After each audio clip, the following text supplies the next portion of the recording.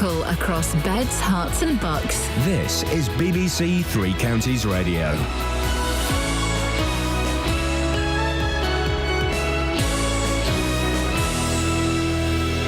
It's 6 o'clock, I'm Lee Agnew. The headlines: 101-year-old grandmother from Luton threatened with court action. Counting in the Bedfordshire police referendum takes place today. And all square for Stevenage in the League Two playoffs. BBC Three Counties Radio. A grandmother aged 101 from Luton has been threatened with legal action if she doesn't pay her care bills. Her grandson David has received the invoice whilst waiting for power of attorney. Ben Nye has more. David Gore won't receive the authority to make financial decisions for his grandmother until next month, after the 4-week waiting period required. His grandmother Muriel was moved into a home after a number of falls, and now she's been registered as blind. She's decided to sell her home to pay for her care. Luton Borough Council say the letter was automatically issued by their computer system, and a further letter has now been sent confirming that action has been suspended. Ballot papers for the Bedfordshire Police referendum will be counted later today. Labour Police and Crime Commissioner Ollie Martins wants the amount people pay in their council tax towards the force to rise by nearly 16%. Sir Hugh Ord from the Association of Chief Police Officers says it will determine if the force can put extra officers on the ground to deal with the threat of terrorism. The self-appointed terrorist who decides they belong to an organisation who then decides to self-deploy will not be spotted by police officers in the normal routine of their working day. These people will be spotted by their communities, and community policing, in my judgment, is more critical now than it has ever been in that scenario. David Cameron will be speaking this morning to the influential 1922 committee of Conservative backbench MPs. He's expected to seek support for his plan to renegotiate Britain's relations with the EU ahead of a referendum in 2017. The committee's chairman, Graham Brady, says cabinet members should have the freedom to speak out over Europe. Clearly, that's the decision for the Prime Minister, but my instinct in these things is always that where you have people who have very, very strong beliefs about something, it's far better to allow some latitude and freedom of expression. The more you try to constrain people's views and to limit debate, the more you create tensions which needn't necessarily be there. Ant and Dec have won 2 BAFTAs for Saturday Night Takeaway, while Coronation Street won Best Soap. There were special awards for the TV news presenter Jon Snow and the entertainer Clive James. In sport, Stevenage drew 1-1 at home to Southend in their League Two playoff semi-final first leg. Dean Parrott had put the Borough in front. The second leg is at Southend on Thursday. And Hertfordshire driver Lewis Hamilton was second in the Spanish Grand Prix behind teammate Nico Rosberg. The weather will be mainly dry and warm today, with bright and sunny spells, turning cloudier this afternoon, but top temperatures around 22 degrees Celsius, that's 72 degrees Fahrenheit. You can get the latest news and sport online at bbc.co.uk/Three Counties. And don't do it for the money, do it for the props, Obs. Morning guys, Iain Lee, BBC Three Counties Radio. My first show here for the Beeb under a Tory government. And boy, don't all of our jobs feel under threat all of a sudden, huh? I'm joking. I'm impartial. I'm impartial to a nice barbecue spare ribs.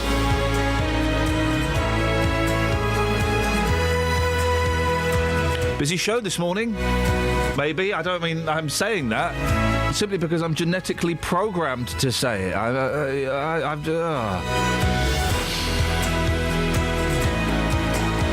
Coming up, threatening communications. Oh, this is good. Election vexations and Justin Dealifications. Yes? Yes?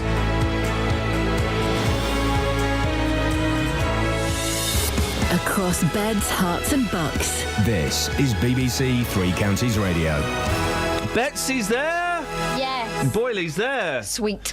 But the song I requested Isn't there. My computer is cack. No, it's not, Kels. No, It's not, Kels. I told you it doesn't exist in that thing. It's expired. You're going to have to drag it out. Don't listen. I don't know what you're talking about. Just don't listen to me. That doesn't make sense, Kath, those words that you're saying. Where's the song? The date is expired. Right, so you I'm have to turning get off your it. I'm turning off your microphones because you girls are really getting on my wick right now. I'll find us a good song. Hang on a minute. Hang on a minute. Oh, do you mean are you looking for? Oh, it's expired, isn't it? It's expired. Dragging it in from the system, but it doesn't exist. It's expired, isn't it? Yeah. Why is no one listening to me? Huh? Told you. Who's saying this? It's expired, huh? It Invisible. expired. I'm invisible. Hang on a minute. We'll find something good. It's all right, I can get it from scratch. I'm invisible. I could say anything now. I could say great big Hang on a second. Say round, this. hairy. Give me a ticket for an aeroplane. Ain't got time to take a fast train. Lonely days are gone, I'm a going home. My baby just wrote me a letter. I don't care how much money I gotta spend. Got to get back to my baby again. Lonely days are gone, I'm a going home. My baby just wrote me a letter. When she wrote me a letter, said she couldn't live without me no more. Listen, mister, can't you see I got to get back to my baby once more? Anyway, yeah, give me a ticket for an aeroplane. Ain't got time to take a fast train. Lonely days are gone, I'm a going home. My baby just wrote me a letter. When she wrote me a letter, said she couldn't live without me no more. Listen, mister, can't you see I got to get back to my baby once more? Anyway, yeah, give me a ticket for an aeroplane. Ain't got time to take a fast train. Lonely days are gone, I'm a going home. My baby just wrote me a letter. My baby just wrote me a letter.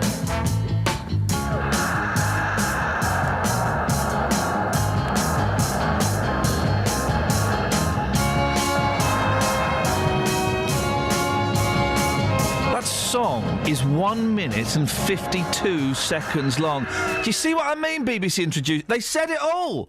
He'd said it all. I can't remember the name of the fella from the Box Tops, but he'd said it also from Big Star. He'd said it all in 1 minute 52, and he could have repeated it. He could have done a long guitar solo. He went, do you know what? Didn't need to. Done. Nah. And they saved paper. Yeah, they saved on the writing of the letter. Yeah. Thank you very much indeed. Songs under 2 minutes, please. There are loads of Beach Boys songs under 2 minutes. 08459 455 555. Now, Luton Borough Council is being criticised for threatening to take a 101-year-old woman to court. Hey, nice work, guys. Her grandson, David Gore, has told the authority he'll pay her care bills as soon as he's been granted power of attorney, which is going to be, I think, in a few weeks' time.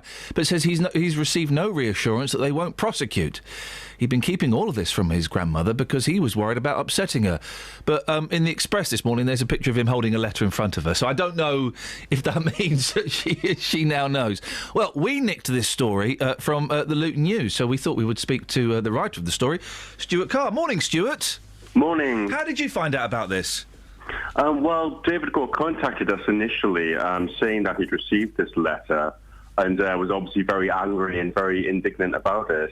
So what is the letter that's causing the problem? What does it say? Basically, the letter is a care bill for several weeks that Mrs. Gore has been sort of at the care home, and this bill obviously needs to be paid. Mr. Gore completely, understands that he has to do that. Yeah. But what he says that when he contacted the council, trying to come up with an arrangement whereby he's seeking power of attorney over his grandmother's financial affairs, he was simply told that this would just go on the notes of the system, and then there was nothing they could do about it. So basically, what is it? A few grand that they're after?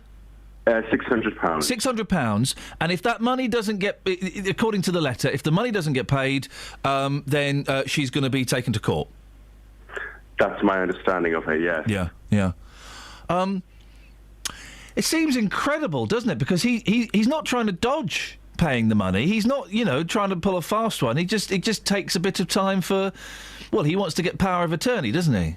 Well, I think that's the thing. He's trying to come up with a solution to the problem, offering that as an alternative. And he was very sort of angry that was rejected. And, obviously what is the alternative to that? Are they going to take a 100-year-old and 1-year-old woman to court, really? That was the source of his anger and why he contacted us. Yeah. Have you heard anything from Luton Borough Council? Have they said anything to you? Nothing beyond the actual statement which appeared in the paper, whereby they said that in their conversations with him, that they had confirmed on 2 occasions recently that as he was seeking power of attorney, that they wouldn't be taking any further action. That's disputed by Mr. Gore, who says that was never confirmed to him, either verbally or in writing, and he believes that was only said because of the story. Okay. So So the statement says that they're not going to pursue it any further, and they're going to, kind of allow things to happen naturally over a course of time. But Mr. Gore says that he was never told that, and he's, I would imagine, been living in fear of this.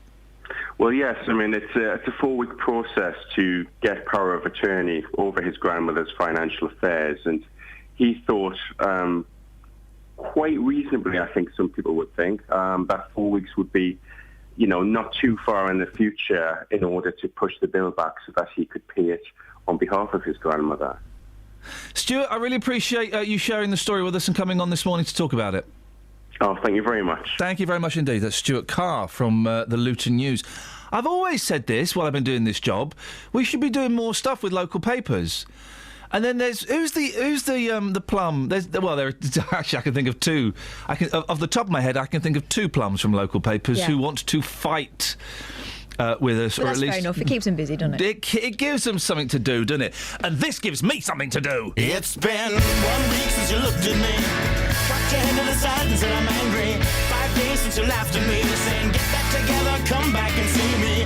3 days since the living room, I realized I saw my fault but couldn't tell you. Yesterday you'd forgiven me, but it'll still be 2 days till I say I'm sorry. Hold it now, I want to hoodwink. Does it make you stop think? You'll think you're looking at Aquaman. I summon fish to the dish, although I like the chalet Swiss, I like the sushi, cause it's never touch a frying pan. Hot like wasabi when I bust rhymes, big like Leanne rhymes, because I'm all about value. Bert Camper's got the mad hits. You try to match wits, you try to hold me but I bust through. Gonna make a break and take a pick out like a stinking ache and shake out like vanilla. It's the finest of the flavors. Gonna see the show cause then you'll know the vertigo is gonna go, cause it's so dangerous you'll have to sign a waiver. Can't I help it if I think you're funny when you're mad? Trying hard not to smile though I feel bad. I'm the kind of guy who laughs at a funeral. Can't understand what I mean, well you soon will. I have a tendency to wear my mind on my sleeve. I have a history of taking off my shirt. It's been 1 week since you looked at me, threw your arms in the air and said you're crazy. 5 days since you tackled me, I still got the red burns on both my knees. It's been 3 days since the afternoon, you realize it's not my fault, but I'm only too soon. Yesterday you'd forgiven me, and now I'll sit back and wait till you say you're sorry.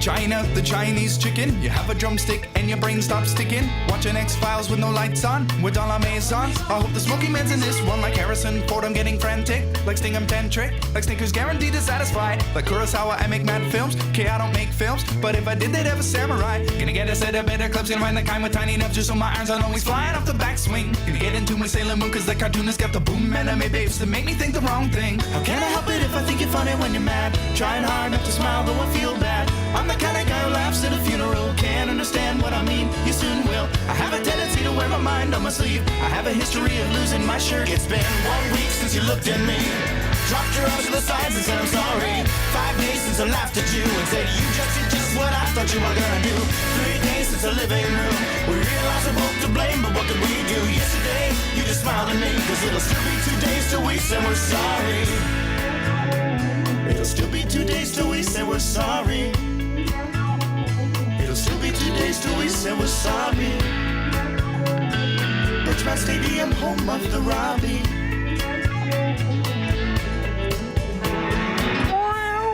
Morning, guys. Iain Lee, BBC Three Counties Radio. We're down the rabbit hole for the first hour of the show, as per usual. 08459 455 555 is the telephone number. What did you dress up as this weekend? I was the Batman. I dressed up as someone who wears a dress. A woman? Yeah. Did you dress up as anything, Kelly?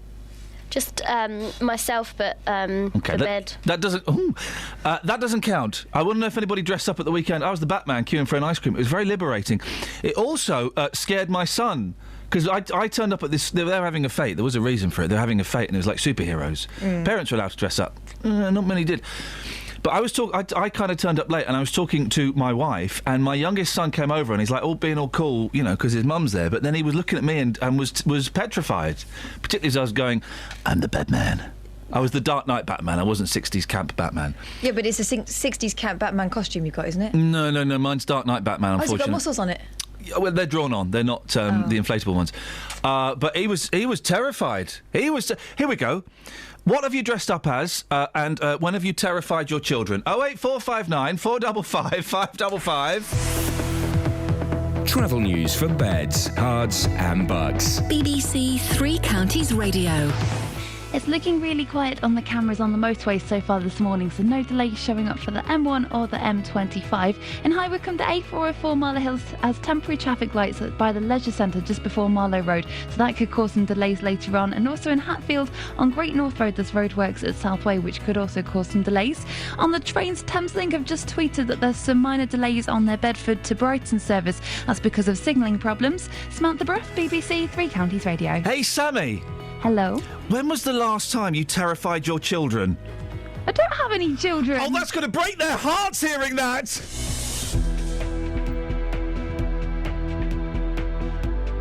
What a cruel thing to say, those poor souls.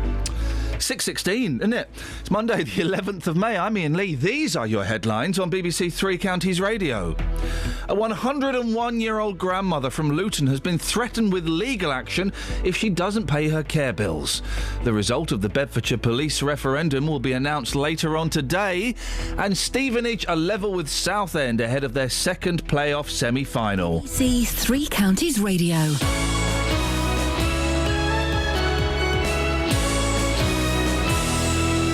Every weekday from 3. Local stories. People in Watford are being urged to celebrate their local heroes by creating a postcard in their honour. In other local news, rugby fans are being warned to watch out for fake World Cup tickets. Roberto Peroni. Now, a metal detectorist has discovered an archaeological find in a field near Royston in Hertfordshire. Taxi drivers in Luton are demanding to be allowed to drive in bus lanes at all times. There is to be a new station at the Leighton Buzzard Narrow Gauge Railway. Roberto Peroni. Weekdays from 3 on BBC Three Counties Radio. When was the last time you dressed up? And when was the last time, or any time, you've terrified your children? I mean, yes, it will scar them for lives and they'll be in therapy 35 years later on, but boy, oh boy, it's so much fun, isn't it? 08459 455 555. Big up yourself, Paul Scoins. Hear me now.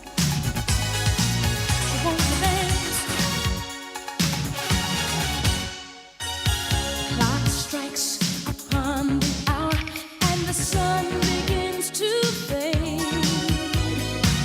Still enough time to figure out how to chase my blues away. I'm gonna ride up till now. It's the light of day that shows me how. And when the night falls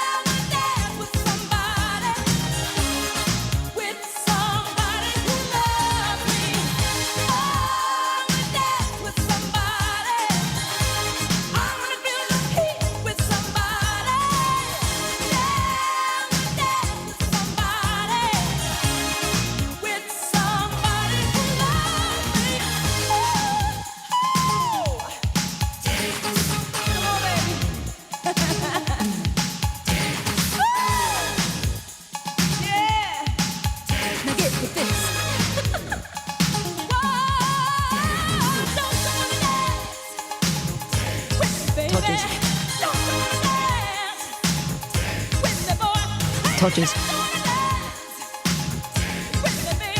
Todgers. Romp. Romp.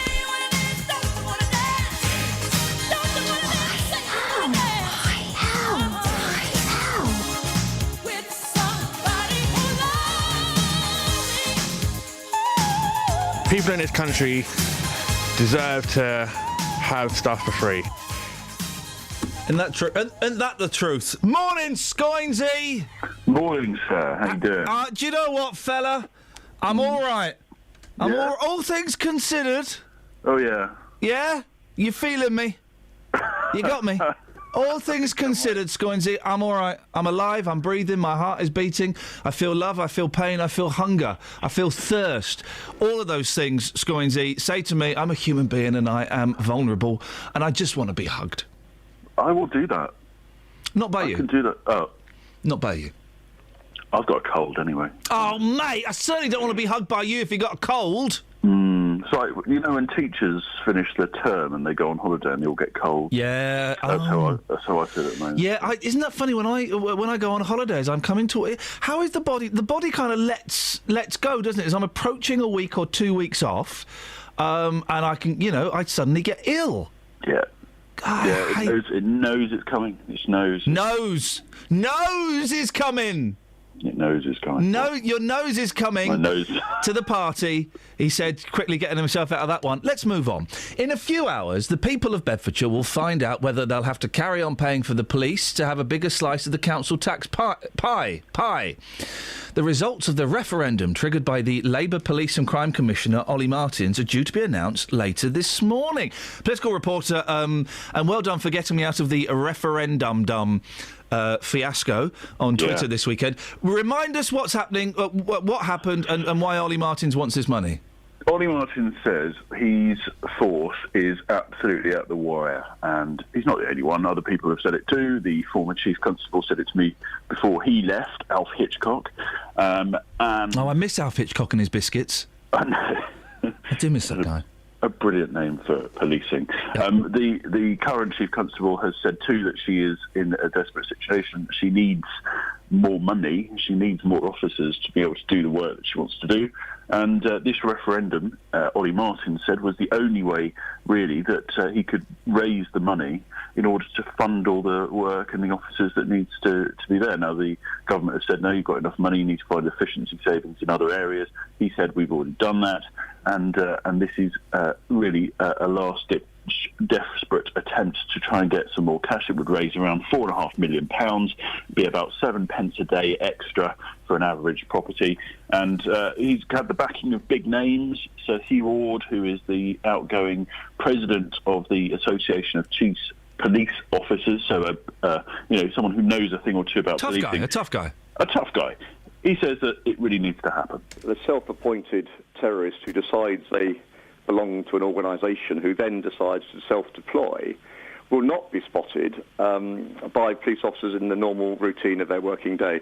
These people will be spotted by their communities, and community policing, in my judgment, is more critical now than it has ever been in that scenario. Now, the results of the referendum are out today, but we know, we've had people phoning us, and we knew this was going to be the plan, saying that they've been paying already. They've been paying the extra charge already. Yeah, that's right. The mechanism is that councils have to set their budgets in April, and as such, they had to work the increase into it before it had happened, and they will pay back if it is not a yes vote today.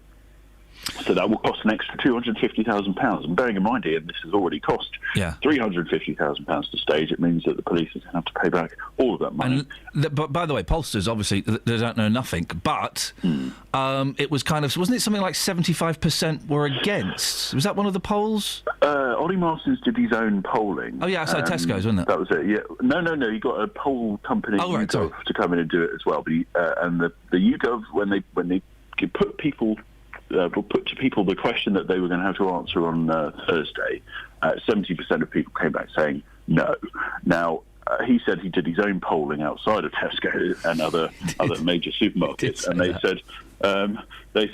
said that once people had heard sort of understood or been told about what the referendum was for, they were more willing to pay the money. But that wasn't the question they were going to get asked. And, OK, it's informal. I have only heard it from a couple of councillors, but councillors who were at their Bedfordshire council counts on Friday were saying that they were seeing overwhelming numbers against the referendum, so we will have to see it. Also, David Cameron, Prime Minister, said that Beds Police was one of the best funded forces in the country, didn't he? Yeah, that's right. On the way over to, so in the midst of this general election campaign, he came to Bedford. The general election campaign, he came here and he went to Luton, I think, and was asked a question about it. And this is what he said. He said that the increase was unnecessary. Oh, yes. Well, I think what we've done is made available the funding that's necessary, and you can see that by the fact that crime here in this force has actually fallen over the last 4 years. So the police have done a good job. They've got the percentage of officers on the front line has gone up. They've got crime down. And I don't think the Police and Crime Commissioner is right to want to increase the council tax in this way. Under our rules, he'll have to have a referendum, and it's obviously for local people to decide. But I don't want to see taxes go up in the way that he's proposing. Full credit to the police. They've managed to do more with less. And I think there are further efficiencies that they can find, coordinating with other forces, making sure that they share some of the costs, and they should exhaust all those processes before putting taxpayers' bills up. Scoins, we've not had a chance to talk about this yet. That was the chair, by the way. What do you reckon to the results of the general election? Are you happy or are you sad? I know you've got to be impartial. That's why I'm not asking if you think it's good or bad. I wouldn't want you to ruin your impartiality. I just want to know if you're happy or sad. Because I think you can say that without breaking impartiality. Do you reckon? Yeah, are you happy or sad about the result? I think it's an interesting one, isn't it? Yeah. Does that make you happy or sad? Well, I think what makes me interested is that the number... He said interested, not interesting, just to clarify. Yeah? Yes. No. Yeah. I realise that. Were you at the protest at the weekend or not? No. Did you support the protesters? Did you support the idea that they were that they were protesting against? I support people's right to protest, absolutely. Do you support the right to protest? Do you support what they were protesting for? I support that in a free society, Iain, people can make their voices heard. But do we live in a free society, Paul? Do we live in a free society? Do you support the hipster cop? Which one? Did you not see the hipster cop? No. Oh, mate, go on Twitter. We'll send you. There was a hipster cop, and loads of people were tweeting about him. I saw that there was a policeman who was wearing full riot gear and had a balaclava on, but under his balaclava he looked like Ed Miliband. No, mate, there's a copper with a full hipster beard and a twirly moustache. Wow. Loads of people were tweeting about him. Maybe he's sort of undercover cop. He does a lot of work in the 1800s. Well, listen, the next, of course, big election that we'll be talking about will be the European in-out referendum. Can we get a jingle? This is a genuine thing now. The next big election really is Eurovision on Saturday, but... You want to talk about that? Right, can we get two jingles, please, made for us, please? One is the Eurovision election, the Eurovision election special with Paul Scoins, and one is the European referendum special with Paul Scoins. We'll get those made up. Okay. Not everyone. 2 years. That's in 2 years, but I know we've got to build up to it, mate. That's a good point. We've all got election fever. We don't want this voting to end. Very quickly, not everyone... lots of parties... This call seems to get made louder every time we have a general election. Not everyone happy with the voting system, are they? Proportional representation. UKIP got... 4 million votes. 4 million votes and 1 MP. Now, whether you like UKIP or not, Paul, and I know the answer to that, you do, that's not fair, is it? Well, it's the system that we have, isn't it? That's the thing. I mean, yes, you can argue whether or not it is representative of the people, but the system is the system, and that's the system that everyone goes into. You know, you could say that it's even, okay, you get, what is it, the Scottish Nationalists got something like 1.1 was it 1.7 million votes to get 56 MPs. The DUP, which is the Ulster party over in Northern Ireland, they got something like 140,000 votes. I'm picking. I was kind of queuing you up to go into your scripted bit so I could go into travel that we're late for. Oh right, no. Well, this is me going into it. Basically, yes. Oh blimey! Your verbal sat-nav's taking you a terrible route, Paul. We did vote on whether or not to change the voting system in 2011, and don't forget that people rejected it massively. But the system is the system. And later on, what will we be doing? You'll be talking to Alistair Burt and activist and comedian Jake Yap, who disagrees with the current system and says it should be fairer, in quotation marks. So, Paul, just finally, are you happy or sad about the result of the general election? Paul? I'm just happy to be here. Travel news for beds, cards and bugs. BBC Three Counties Radio. Starting to look busy on the M25 anti-clockwise between junction 21 for the M1 and 19 for Watford. In Mill Hill on the A1 Watford Way, it's slow southbound from Apex Corner Edgware towards the Broadway at Mill Hill Circus. And in Buckingham, it's still looking quiet on the A413 London Road, but there's roadworks at the total roundabout, which could make it busy later on. Thameslink have tweeted that their service between Bedford and Brighton is affected by minor delays because of signalling problems, and the 701 service from Milton Keynes Central to East Croydon has been cancelled. Samantha Bruff, BBC Three Counties Radio. Across beds, hearts and bugs. This is BBC Three Counties Radio.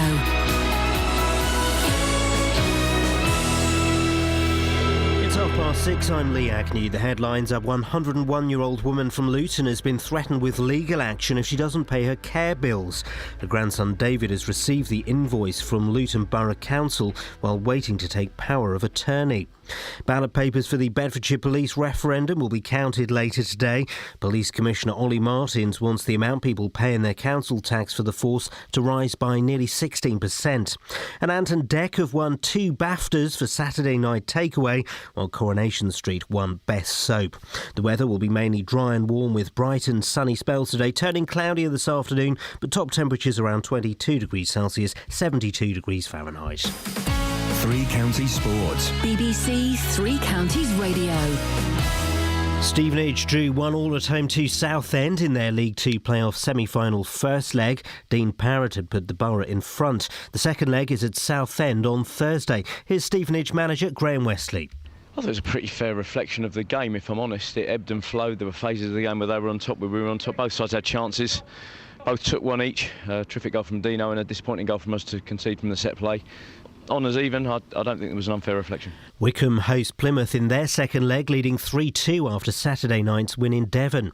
Plymouth had a healthy home support, something manager Gareth Ainsworth hopes his fans will emulate. Away from home with 15,000 fans behind them, wow, if they'd have had that every week, I'm sure they'd be flying in the league, you know. It just goes to show. I think there was about 6,000 here when we came earlier in the season, so I just hope that the Wickham fans have taken note of that and go home and tell all the mates to come along on Thursday and get behind us, because we're going to need them.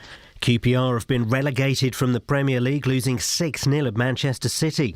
Elsewhere, a 1-1 draw for Liverpool at Chelsea all but ended their hopes of finishing in the top 4 this season. Tonight, Arsenal host Swansea.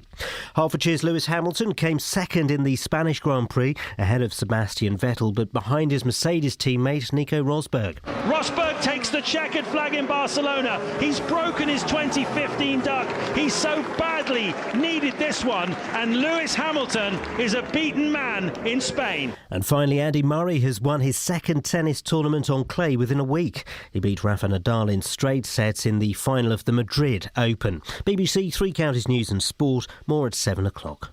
Call 08459 455 555. BBC Three Counties Radio. What? When did you... you must scare your children all the time with a face like that. Sorry? What? Tell us. I have an array of costumes. We're asking, when have you scared your children, and when was the last time you dressed up? I did both this weekend. I dressed up as I'm the Batman, but I was the Dark Knight Batman, not the good camp Batman. I've got loads of outfits. And it scared my boy. Right, I've got the Wicked Queen from Snow White. That was particularly effective. Hey. I did the whole makeup with the eyebrows and everything, and terrified them. Maleficent I've also done. That's quite a bad one. That's they hate that one. Yeah, it's very naughty. I was a vampire as well, with a full cloak with a hood. Oh, blimey. Yeah. And walking around we go trick or treating to my mum's around the corner, and I don't just terrify my own children, I terrify everyone else's. Wowzers! Yeah. It was. Get this, Justin. Go on, boss. It was school fete. Superheroes was the theme. Yeah. Kids were allowed to dress up. Parents were allowed to dress up. So I went dressed up as the Batman, the Dark Knight, and I was about the only dad there that was dressed up. That makes me sick. What, the dads didn't do it, or that he did? Yeah, and I felt the other dads. I was nervous about it because I was meeting them there, so I had to park my car and walk down the street dressed as the Batman. I didn't put the cowl on until I got there. But there were a few. There was a dad. Get this, just. He was in the full Spider-Man kit, good but lad. like a good one. Good lad. Who remembers? Do you remember? The only two sketches. I remember 3 sketches from Kenny Everett. One is where he's doing Rod Stewart and his bum keeps inflating.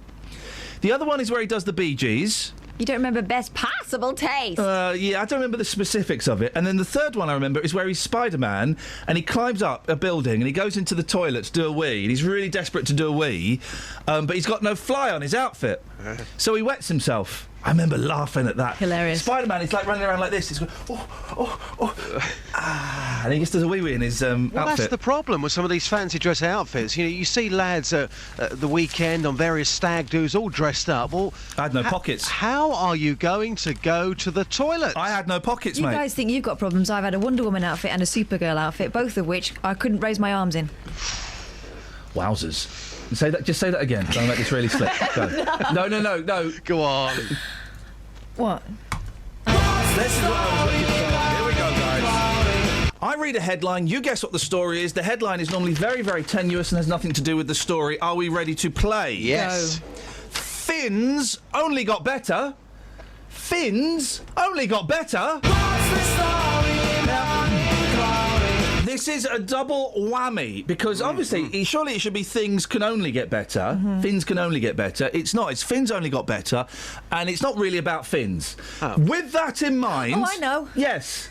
Go on. To ask Justin first because I think I know it. All right, go on then, Just. Okay. Has it got anything to do with an arrogant dolphin? No, it hasn't. Okay. Has it got something to do with Finland and the fact that more people are going there than ever before for their summer holiday? I like the way you're thinking, but you're wrong. Oh. Kelly Betts. Michael Finn. Yep. From Finland. Yep. Is a fish. Yep. And he's had a bit of a tough time lately, but fins... Have you been reading this? Catherine. Is it about the goldfish that got operated on? Yes, it is! Go on. A goldfish. This is ridiculous. Complete waste of money. They spent operating on a goldfish. Vets have successfully removed tumours from behind a goldfish's eyes. Did it make you sick, Just? Well, it's still a living creature. Yeah. It's a flipping goldfish, mate. They cost £1.35. But then again, what about the memories behind getting that goldfish, winning that at a fair Flush it down the loo. Monty, a 5-year-old family pet, underwent a 45-minute... £200 op in water-soluble anaesthetic. I've seen pictures of how they do this. They put a tube in the fish's mouth so it's breathing and stuff. My mum took a goldfish to the vets once. Why? It was lumpy. A team from Lumpy. The tumours from Monty's eye and back. He's lost the eye, but is now he's lost a flipping eye. Boss, hold on a second. Yes, mate. Let's get the word on the street, sir. Would you operate on a goldfish? Yes or no? No. Thank you for your time. Hey. Why is it lost an eye? They could put one of those goggly craft ones in and no one would notice. Exactly. Who is that? Who is that, Just? Just the geezer on the street, just going about his everyday business. He was answering good. questions on goldfishes. On goldfishes. All right, well, let's... hang on a second. Oh, my computer's all to cock today. Right, let's have another one. I'm torn. But there's a cream for that. Now, hang on a second. All right, yeah, let's have this. Brass neck.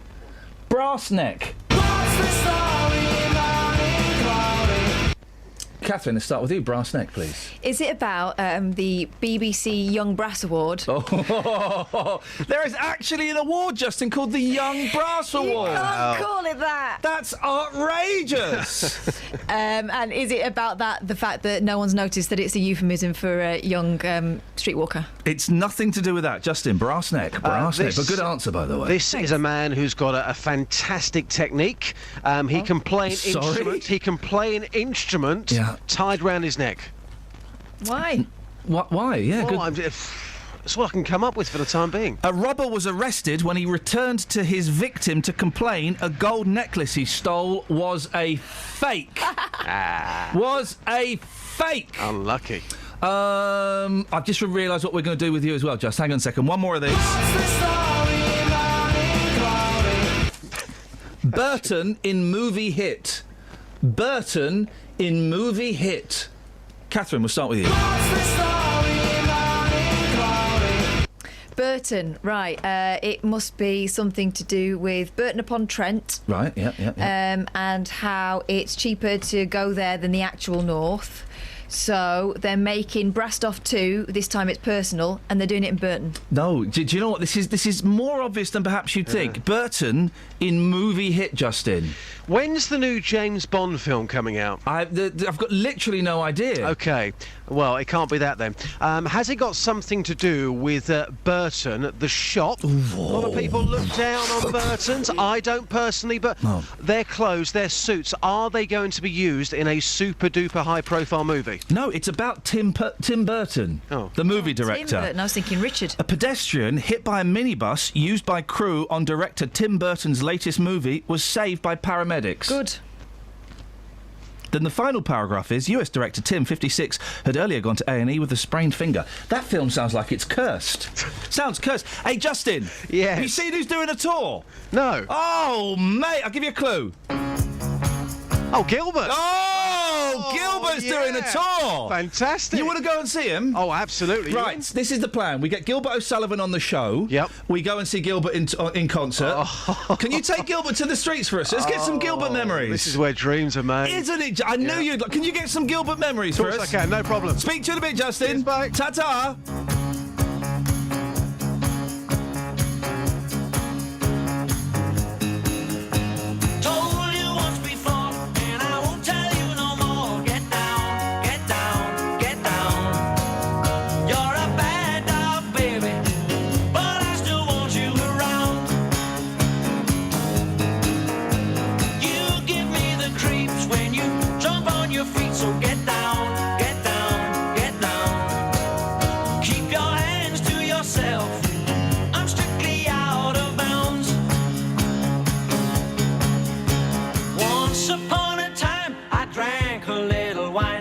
As happy as could be, happy as could be. Now I'm just like a cat on a hot tin roof.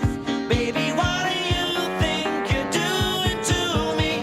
Told you once before, and I won't tell you no more. So get down, get down, get down. You're a bad dog, baby, but I still want you around, around. I still want you around.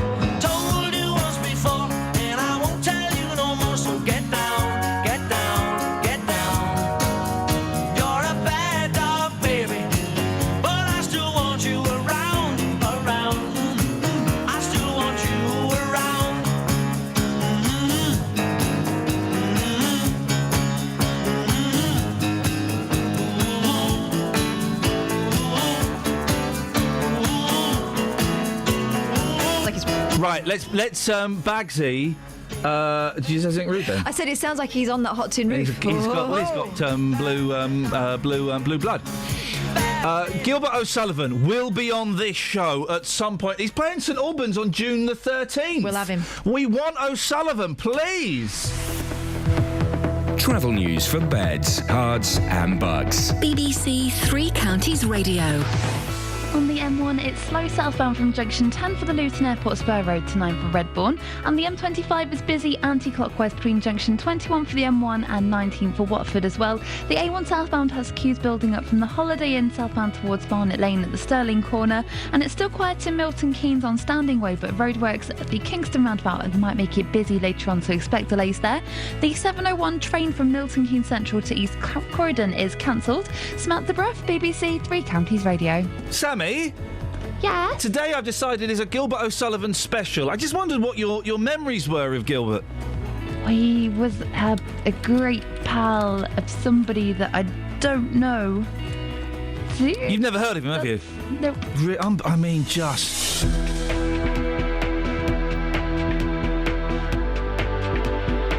.47, it's Monday the 11th of May. I'm Iain Lee. These are your headlines on BBC Three Counties Radio. A 101-year-old grandmother from Luton has been threatened with legal action if she doesn't pay her care bills. And the result of the Bedfordshire Police referendum will be announced later on today. And Stevenage are level with Southend ahead of their second playoff semi-final. Your Gilbert memories, when have you scared a child? What have you dressed up as? Let's get the weather. Here's Kate. Beds, Herts and Bucks weather. BBC Three Counties Radio. Not a bad day at all across all three counties. We have sunny spells and it's feeling pleasantly warm as well. Now we have a bit of cloud. It's high cloud at the moment. The sunshine a bit hazy, but we'll see the sunshine proper throughout the course of the morning. A bit more cloud moving in through the middle part of the day, early afternoon. It's an old weather front. No rain on it though. Should have fizzled out by the time it gets to us, but it will turn it a little cloudy for a while, after which it's going to thin and break and we'll get some nice sunny spells to end the day. And the temperature's going to be reasonable as well. We're looking at a maximum potentially 22 Celsius, so feeling really quite warm. Overnight, dry and clear to start with, but then the cloud increases. We'll get one or two showers develop by dawn, the minimum down to 10 Celsius. Showers still there tomorrow morning, but they'll fizzle out fairly quickly, and then we'll get some nice sunny spells, largely dry tomorrow afternoon. Picking up a bit of a breeze through tomorrow, so it will feel a bit cooler with a maximum of 17 Celsius. And that's your forecast. Sometimes in life, things don't always go to plan. It worked perfectly for 2.5, 3 years till 2 days ago. He should refund me £1,900. Which is where we come in. We managed to get them to agree to come back in to the property on an agreed date. The JVS show takes on your consumer problems. I've basically lost the whole lot in administration charges. And helps to get to the right solution. I've received a cheque back for £578. Jonathan, I can't thank you enough. I don't know how you do what you do, you and your team. The JVS show, weekdays from 9, here on BBC Three Counties Radio.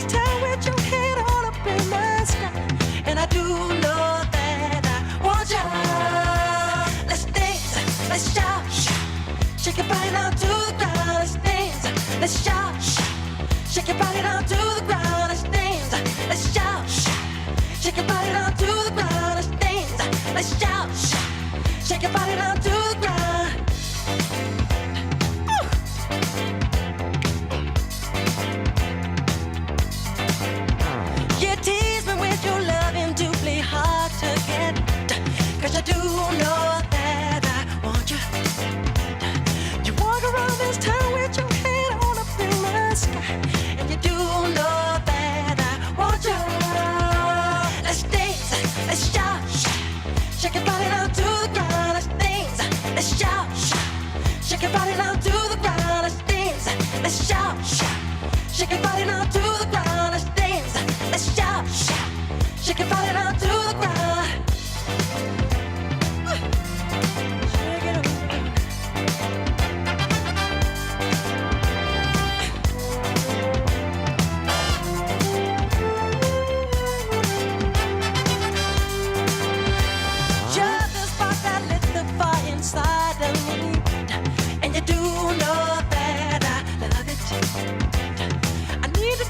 something to get closer to your soul.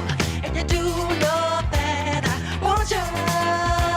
Let's dance, let's shout, shake your body down to the ground. Let's dance, let's shout, shake your body down to the ground. Let's dance, let's shout, shake your body down to the ground. Let's dance, let's shout, shake your body down to the ground.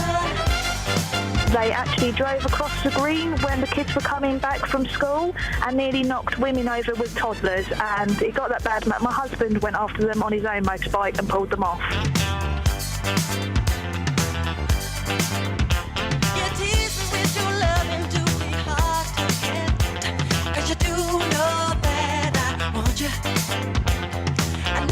Just something to get closer to your soul. And you do know that I want you. I'll punch you in the face. Let's shout, shake your body down to the ground. Let's dance, let's shout, shake your body down to the ground. Erotic party operations. Shake your body down to the ground. Let's dance, let's shout, take it over. Down, down, down, down, down. Take it over. You know I'm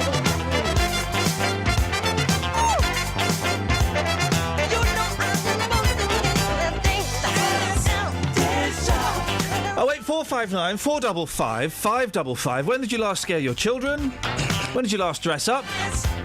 Horace is in Hemel. Morning, Horace. Morning, Ian. I didn't think police officers were allowed to have beards. Neither did I. Well, yeah, this hipster cop who was at the riots, protests, I don't really know. He had a full-on hipster beard and a twirly moustache. Well, you can't have that. Imagine if IS or a burglar comes up to you. You can't have a real tie because it has to be clip-on, so they can't strangle you. Well, you could pull a man's chin off if they get a good hold of your beard, wallop. Or supposing they set fire to it. Oh, terrible, wouldn't it? It'd be awful. By the way, my boys watched the Inspector Gadget movie yesterday.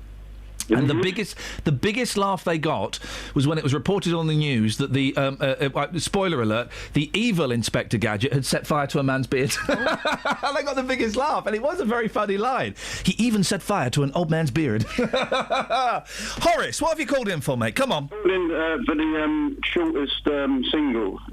Oh yes, songs under 2 minutes long. Yes. Well, this one is 1.3 seconds. Oh yeah, go ahead.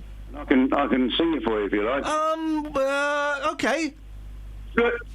That's it. And it's by it's called You Suffer. Yes. By Napalm Death. Napalm Death did an album. I think the whole album, the songs are like less than a second. Chances, isn't it? Yeah. Oh, Horace, you reminded me. Tomorrow we'll have a bit of Ramones on tomorrow, I think. I thought you were going to say Napalm Death. Well, we can have some Napalm Death, but we'll have some Ramones on tomorrow. Thank you, Horace. Okay.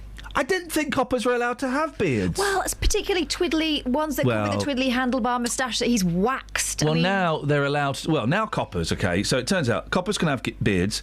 They can be under 5'10". They can be fat, and they can not be trained fully. And it turns out anyone can be a copper these days. Even Kelly Betts. Yeah, even though she's tiny. I'd be a good cop because nobody would expect it.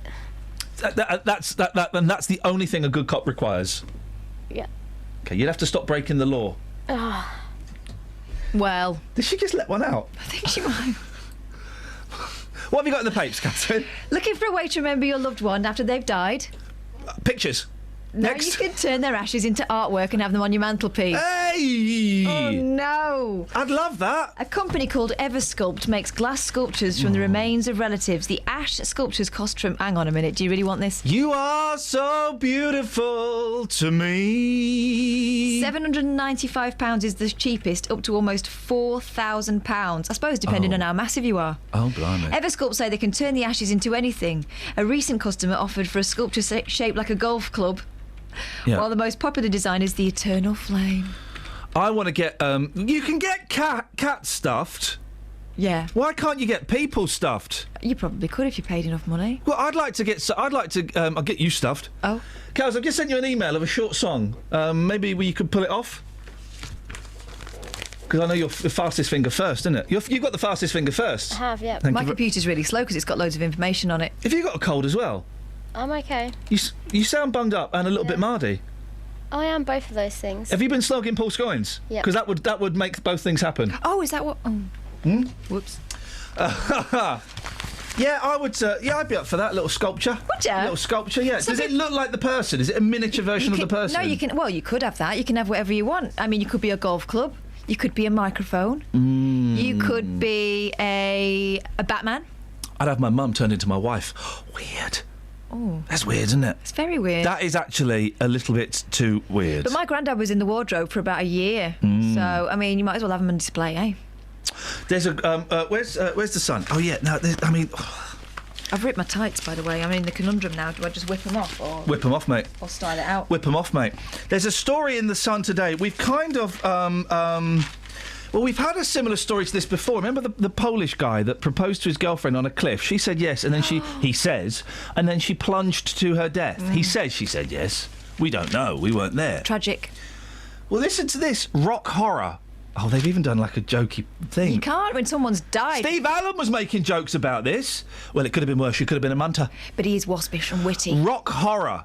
James flies 5,500 miles to see Weblove, and she falls to her death off this cliff on the first date as he takes a pic.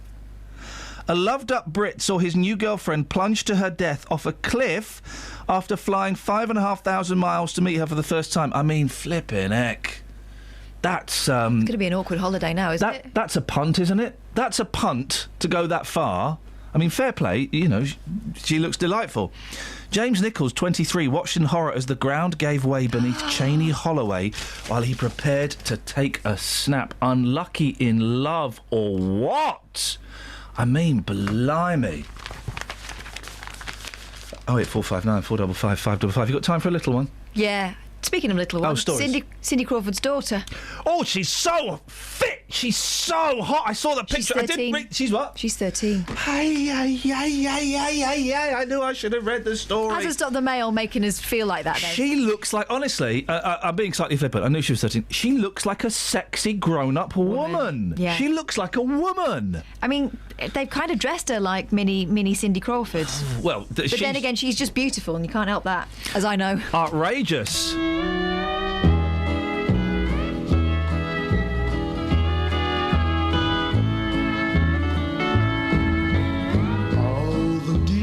Keep complaining, the tunes run much too long. So I've gone and wrote myself a 26-second song.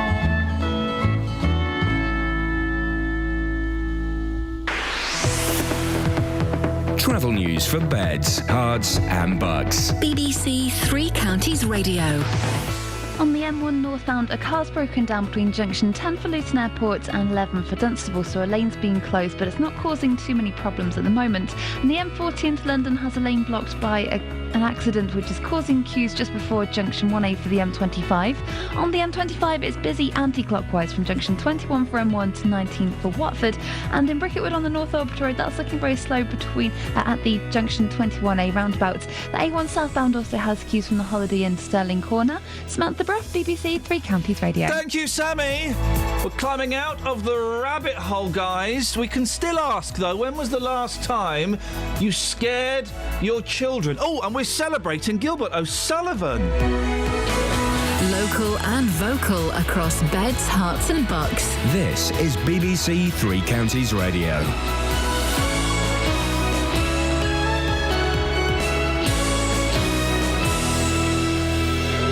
It's 7 o'clock, I'm Lee Agnew. The headlines: 101-year-old Luton woman threatened with court action.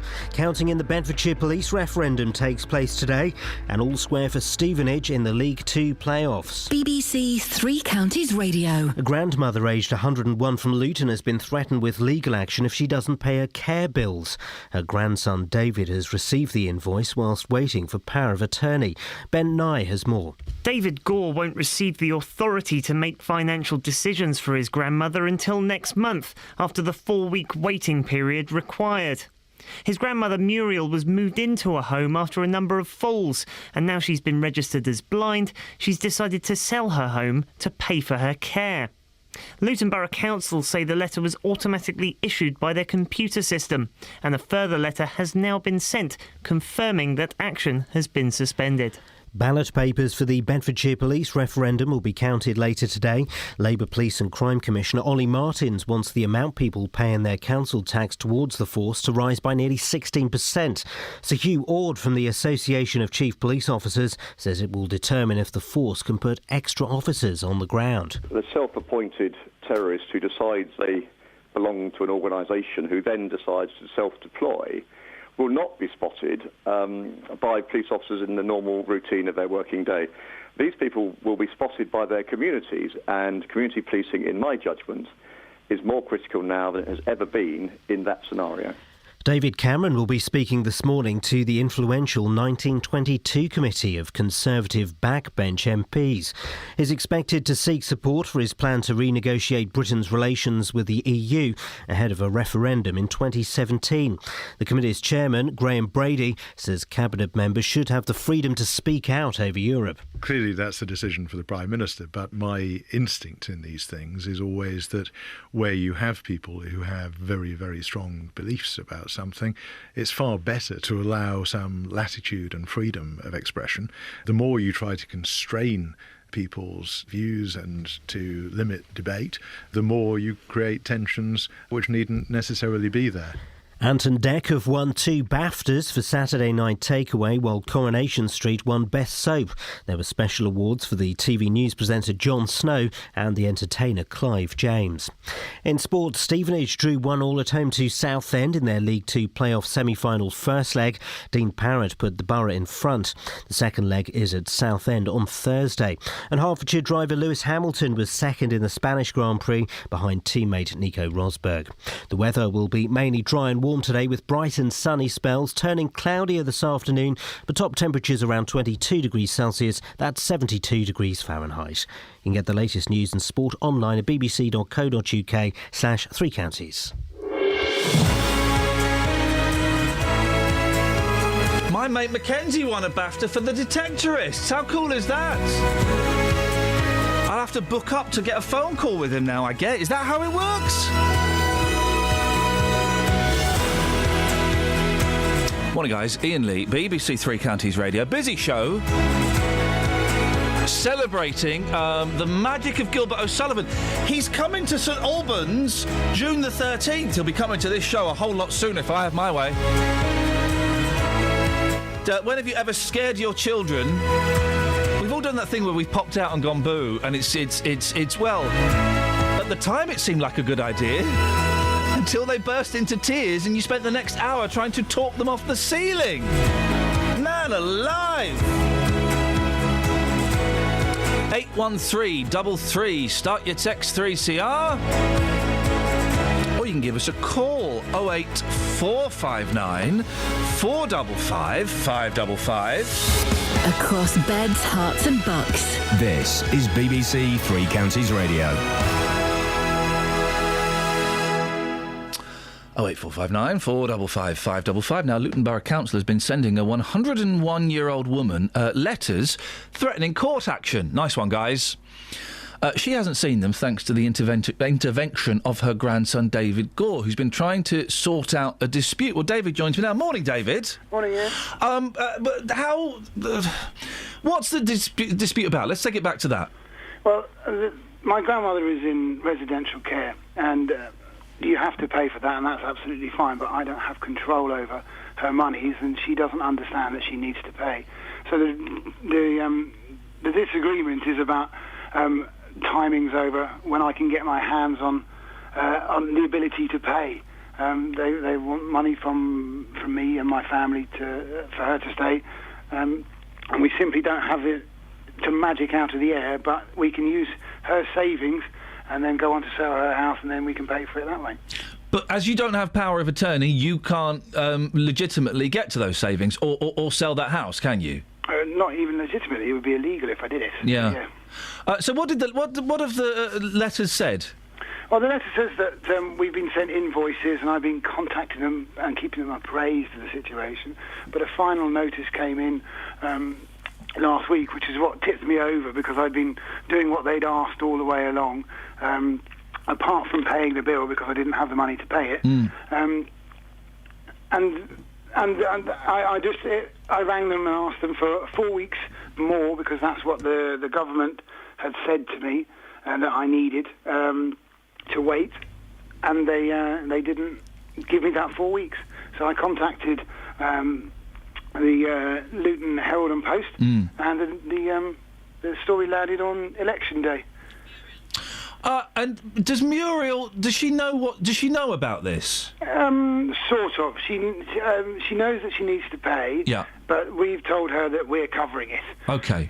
Because she's 101, and any form of worry is just, I don't want to put that on. No, of course not. We want to protect. We want to protect Gran, and of course, she's 101, for goodness sakes. It does. I mean, yeah. Listen, we both know that she has to pay, but when someone's 101, you think that. We could be a little bit more generous and a bit more caring. In the statement that Luton Borough Council gave to the paper, they said, "Oh no, don't worry, we're not going to pursue it," and David knows we're not going to pursue it. No, this was interesting. I mean, I'm glad the Luton Herald and Post rang me back after he'd spoken to Luton Borough Council, because it was the first that I learned that I'd had the 4 weeks that I needed. It's not like I'm asking to not pay. I'm just asking to have a little bit more time. It's been ongoing for 2 years, and I've the ins and outs of hospitals for my gran and the story that she's had.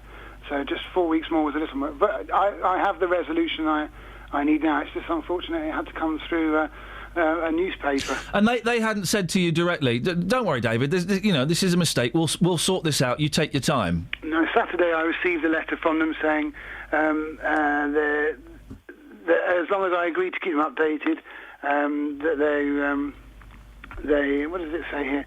They are able to suspend recovery for a period of time on my grandmother's account.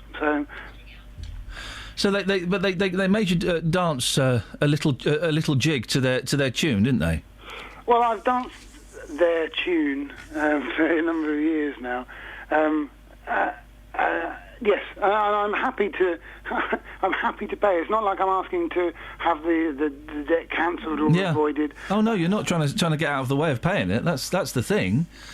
David, listen, hopefully it's all sorted now. Do let us know if anything else changes, but lots of love to you and lots of love to Muriel, and let's hope that she goes on to have a long and even longer and peaceful life. Well, I hope so too. She's very lucky to have you fighting her corner, mate. Thank you, David. 08459 455 555. On FM, AM, online and digital radio. This is Iain Lee. On BBC Three Counties Radio. So this is making a comeback. These were popular, what year? 2001, possibly 2002. I remember because it was the year I left the 11 o'clock show. I remember it vividly. But so these were popular. The micro scooters. What's a micro scooter? It's like a kid's scooter, but being ridden by adults. I mean, it's just... I saw a mum doing it the other day. I'm assuming she was a mum, and I'm assuming she was trying to get home from dropping her kid off at school a bit quicker. All right, fair play. I don't like these scooters, because when the kids want to take them out, you know that within 5 minutes you're going to be carrying it. Got a good technique over the shoulder. But you're going to be carrying it. So I'm not a fan of the kids on them. But adults, you just look like numpties. You look like absolute plums. Sam Cam, who, one more strike and you're off my hot list, Sam Cam. What was she wearing when she went back to 10 Downing Street? Did you see it? It was like a blue kind of knitted dress that looked like someone had been sick down it. And at one point she was wearing a green tank top. Now, I've got a soft spot for Sam Cam. But her wearing that dress and then her being all carefree on the scooter the other day... Oh, for goodness sakes, woman. If you don't ditch that husband, we're through. Trendy micro scooters got the Sam Cam seal of approval when the Prime Minister's wife was spotted riding one as she headed back to Downing Street after her husband David's re-election. That can't be very safe. I don't want to put ideas into anybody's head. I genuinely don't. But IS, I mean... do you not see the rest of the picture? There's an armed police officer next to her with a gun. Right, okay. So, what, did he have to ride a scooter then? I was hoping he was going to shoot her wheels off. Ridiculous behaviour. But some celebs simply look stupid riding them. Everyone does. Hugh Jackman... I mean, then they've got a picture of celebrities. No, not Hugh. No, he looks like an idiot. Of course he does. The Wolverine hunk clearly looks to love... What's that? The Wolverine hunk clearly looks to love zooming around on two wheels. Must be Aussie rules. Oh, they've done jokes about them. OK, well, that's fine. OK. Kirsty Allsop, I mean... Oh, well, I wouldn't put it past her. Flipping it. Well, you know, it's really quite fun, and it's a great way of getting around and keeping fit. Listen, I must admit I've had a little go on my kids' one, but it's one of those plastic ones and it buckled, so I got off quite quickly. You can't do the plastic ones, guys, because they just cannot take the weight. They cannot take the weight. Well, then there's a pic... I don't get why this man is a thing anymore. Well, then there's a picture of David Beckham, but he's not riding one. His little girl is. Fair enough. And then there's my favourite actor, he's had a cursed life, mainly because he married Sarah Jessica Parker. Matthew Broderick, Brothers. See, I didn't know about the curse. He's been... You know Matthew Broderick has killed somebody. Accidentally? I think he killed them or maimed them in Ireland. Should we check? Google it. No, I think we're on pretty safe territory. Matthew Broderick, who I'm a big fan of, and his career never... War Games, Ferris Bueller, Inspector Gadget, the holy trinity of good movies. I loved Inspector Gadget. We watched it at the weekend. What a great film. But he's never really... I would love to see, and maybe this film exists, Matthew Broderick playing a drug-addicted murderer. It'll come. He's got that baby face. He could use it. It'd be super chilling. Hang on, I found it. He's killed someone, hasn't he? Hang on, yeah. Not deliberately. While he was with Dirty Dancing's Jennifer Grey. Hey. 1987 car accident. Broderick was in a car accident in Enniskillen, Northern Ireland. Yeah. While vacationing with Jennifer Grey, who'd become dating in semi-secrecy during the filming of Ferris Bueller. The accident became public. Occurred when the rented BMW Broderick was driving crossed into the wrong lane and collided head-on with a Volvo. Thank you. They were both killed instantly. So not Broderick and Grey. No, Anna Gallagher and her mother Margaret Doty. Yeah. I know, isn't it? I had no idea. And when was that? 87. 87. Yeah. Sad, isn't it? And now he's with Sarah Jessica Parker, so it just goes from bad to worse. Well, they've been together a long time. She's got a very horse-like face. Can we play celebrities that look like horses? Christian O'Connell. I've heard people say very cruel things about her, saying body from Baywatch, face from Crime Watch. I find her attractive. In a funny sort of way. Oh no, definitely. Of course. Okay, this is always a fun game to play. We're going to rate those potty-mouthed, naughty Sex and the City girls in order of fancy ability, shall we call it? Oh. Number 1. Let's do it in reverse order. So number 4, Sarah Jessica Parker. Oh, really? Yeah. Number 3, the ginger one. Number 2, the posh one. Number 1, the dirty one. Well, I might have known you'd go there. Swap that. Sorry? I'd have swapped posh and dirty over. You'd have had posh at number 1 and dirty at number 2. Okay. I feel like I know all those girls too well. I couldn't possibly judge them like So where will you have to, though? In reverse order. Go on. Let's compare. Let's compare and contrast. I can't do it. Kelly? I think the posh one is the most unattractive. Oh, because she's so delightful. No, she's annoying. Oh, she's beautiful. She's acting, mate. She's acting. I know, but it's a character. I know, but she's annoying. If I went out with her, and if I was going to go that way, she would just annoy me too much. She'd annoy me out of fancying her. Both of you would stand the strongest chance with the ginger one, obvs. Dunno. Well, Sam went there, didn't she?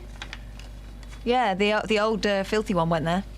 Where? In real life or on the show? No, into Lady Love on the show. No, we're talking about... you're confusing fantasy and reality. All right.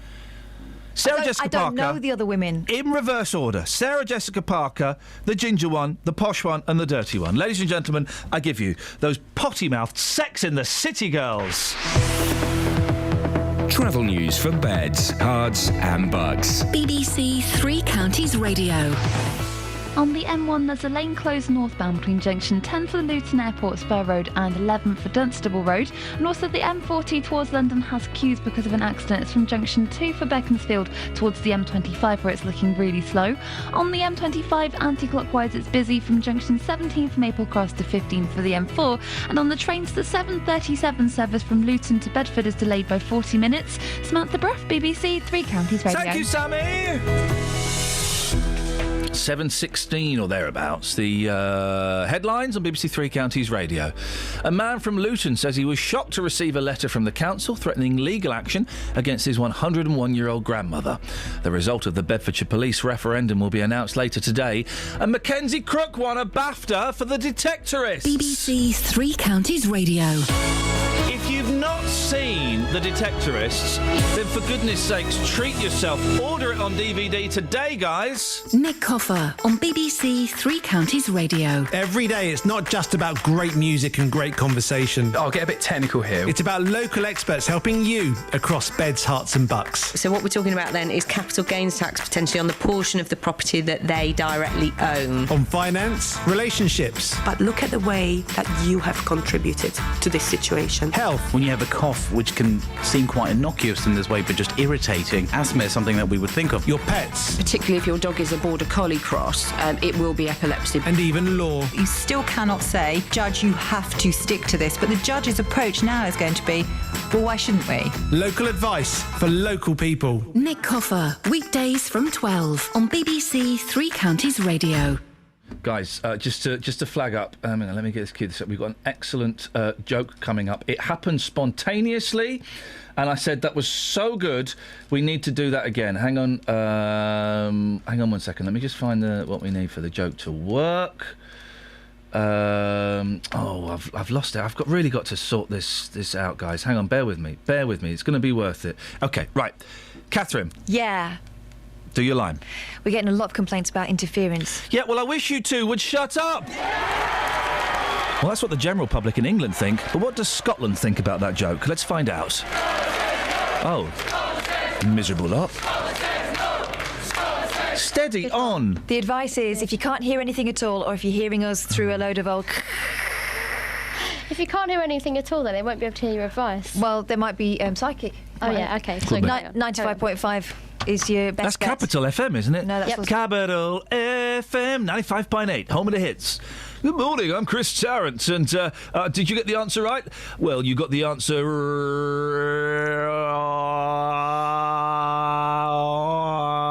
We'll find out after this break. And that's why he's the best. Isn't it, though? Now, the outcome of the general election took everyone by surprise, not least the Conservatives. Hey, you pollsters, we're paying you $1 for nothing, it would seem, just for guessing. I'm going to be a pollster at the next election. You can just make anything up. The Conservatives return to power with a majority, despite pundits and pollsters saying we're in for another coalition government. Well, the result has led to calls for the voting system to be changed after figures showed UKIP secured almost 4 million votes but only managed to get one seat. Well, let's have a little chat about this. I'm joined by Alistair Burt, the former Foreign Office Minister and Conservative MP for North East Bedfordshire, who's in favour of first past the post, and comedian and Green Party activist Jake Yapp, who thinks proportional representation will be better. Morning, gentlemen. Thanks for coming on the show. Hello, Ian. Good morning. Alistair, let's start with you. Why do you think the current system is OK? OK. Firstly, it provides single-member constituencies, so people have an MP, and that MP represents everyone in the constituency, whether they voted for them or not.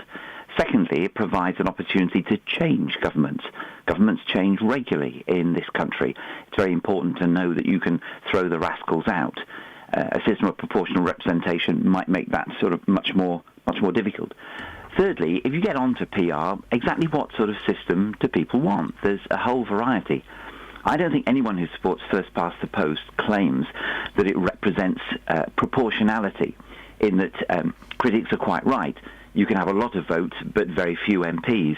What the system does is it exaggerates the trends in an election in order to make sure there is a clear choice of government. And more often than not, governments are produced that are single parties, they run the country, they are accountable, they can make changes, and then if they do a good job, they stay. If they don't, you can throw them out. Now, all those advantages are with first past the post.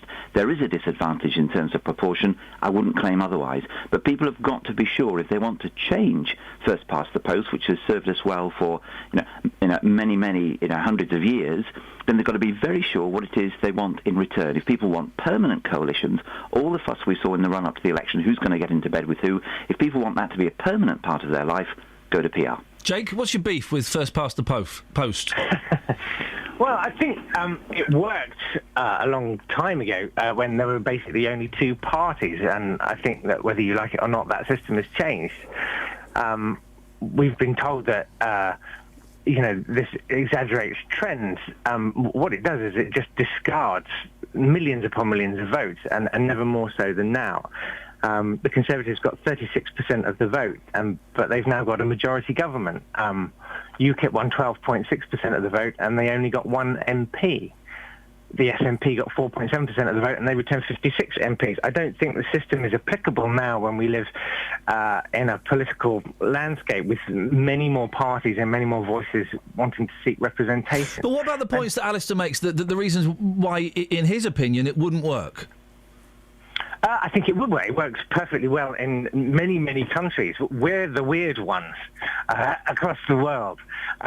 And personally, I quite like the Swiss model. At the moment, you have to vote for a party that's got a manifesto with a fleet of policies in it. You kind of have to pick the one that's got the fewest policies that you hate. It's kind of like buying a box of chocolates where you have to have the ones with all the centres that you don't really like. Whereas in Switzerland, people vote sort of issue by issue on legislation. So you might agree with one party on their policy on fracking, say. You might not agree with them on their policy on so Europe, every time but you that get to vote each time. I was about to say, because I don't know the Swiss system, every time that the government want to make a significant change or bring a bill through, you have to vote on it. It's called, I can't remember what it's called. It's called something like active democracy. And the way it works is that if you can raise a petition with 100,000 signatures on an issue, it will go to a referendum. Active democracy. Can vote on Britain's Got Talent, if we can manage to set that infrastructure up, surely. If there was a system where you could vote for your favourite party via text or by pressing your red button now, Jake, that might get more people involved. Alistair, the Swiss system, would that work? I think, Ian, you ask your listeners whether they want to go to the polls once a week, once a month, and make decisions on everything that we're doing, and I think you get a fairly shirty answer. I disagree. Well, we tried it. We tried it with police commissioners, and no one bothered to go and vote for that. I think if you were to ask the people of Scotland whether they enjoyed having a referendum... Oh, no, fair point. But the referendum was an extraordinary event. That's absolutely right. But if you were to do it all the time, Jake, as you suggest, I think the attraction of that would pale. The argument about this being now a more pluralist society, more people involved in more parties, that is absolutely right. And there is no doubt that the two-party system, and therefore first past the post, is under strain. Because as people now want choice in almost every aspect of their life, they look at the political parties, Liberal, Conservative, Labour, and say, why should we be corralled into that? Alistair, that is a big challenge to the parties. That's absolutely correct. Alistair, it isn't fair, is it? I mean, whatever people think of UKIP, they did get 4 million votes, which is incredible, and only one MP. That can't be fair that all those people, that their opinion isn't being represented. I start by making the argument that if you look purely at terms of proportion, our system does not provide that degree of fairness. That is quite right. But what our system provides is other things that are really important in government as well. People forget Blair's last government had a lower percentage of support than David Cameron received. I don't recall people being out on the streets angrily marching the day after because Tony Blair had won in 2005. I think the reason is the left like losing more than anyone else. Go on, Jake. The reason being that this time, unlike last time, 4.5 million more people voted for parties other than Labour, Conservative and Lib Dem compared to 2010. That's why. It's a massive proportion of the electorate. And to go back to history, you were sort of saying this has served us well for 200 years. John Stuart Mill in 1861 said, does it follow that the minority should have no representations at all? Is it necessary that the minority should never be heard? It seems to me that that's how you feel, because it serves you and the Labour Party extremely well. No, I don't say that. And I said just a second ago, it is no doubt true that because now there seems to be a general sense that the major political parties will find it difficult to recover the 45+ % of votes they used to have. Something is creaking in the system. I accept that entirely. But minority voices are not lost in this society. It's more than just Parliament. Parliament makes the ultimate decisions, but we are all influenced. Political parties are influenced by minority groups that campaign on various things. That's the way our system works. Well, some people might disagree with that, Alistair. It's a delicate balance, but just to say that just because people vote for a party that doesn't win, it's all a waste, I'm not so sure. But again, I come back. If you want to change this, fine, but then be very sure what it is you want to change to and what it is you're trying to get in return for that change. Jake, can I just... is this not... The talk of PR and the kind of demonstration rights, whatever it was that was happening last night, is that not just sour grapes? Well, look, I think it's a very angry minority of people who feel that there is no other way to register their protest. And that kind of is That's where the wrong. Argument for PR comes in. Lots of other it's wrong. ways I'm not going to deny that. But here's the problem. When you deny all these people a voice, when you give people no political input into the process, that's when they start getting desperate, and that's when they start doing other things. I've heard a lot of arguments saying, well, you know, proportional representation is what allowed the Nazis to gain a foothold in the German parliament, which is baloney. It was nothing to do with that. They would have taken power by force anyway. The problem is, if you look at Northern Ireland, once people got brought into the democratic process, the terrorism started to abate. It's when you give people no voice in Parliament that they'll start getting desperate and they'll start turning to violent methods of protest. No, I think that's terrible. Jake, I think that's a terribly dangerous argument, that just because our political system does not produce proportionality in terms of votes, there is no voice in the political process, there is no point in people taking part in other forms of activity rather than being massed on the streets. I don't believe that's right. As I say, Parliament is much influenced by campaigning that's done every day by all sorts of groups when throughout a million society. people took to the streets to protest against the war, that didn't have any influence, did it? No, but more than a million people took to the streets in terms of the Countryside Alliance, and that didn't change Tony Blair's view about hunting either. There will be. It should have done. Listen, I'm not but that was pushing my own no. agenda here. Hold on. That was 1 million people. You know, this is a country now of about 60 million people. If you want to try and decide everything, firstly by majority, the majority is not always right. And how do you make sure that in a process? Does it matter, Alistair? Does it matter if the majority are right or not? Jake, do you want a referendum on capital punishment? I think there has to be a referendum on capital punishment. I don't want capital punishment, but I accept that most people do.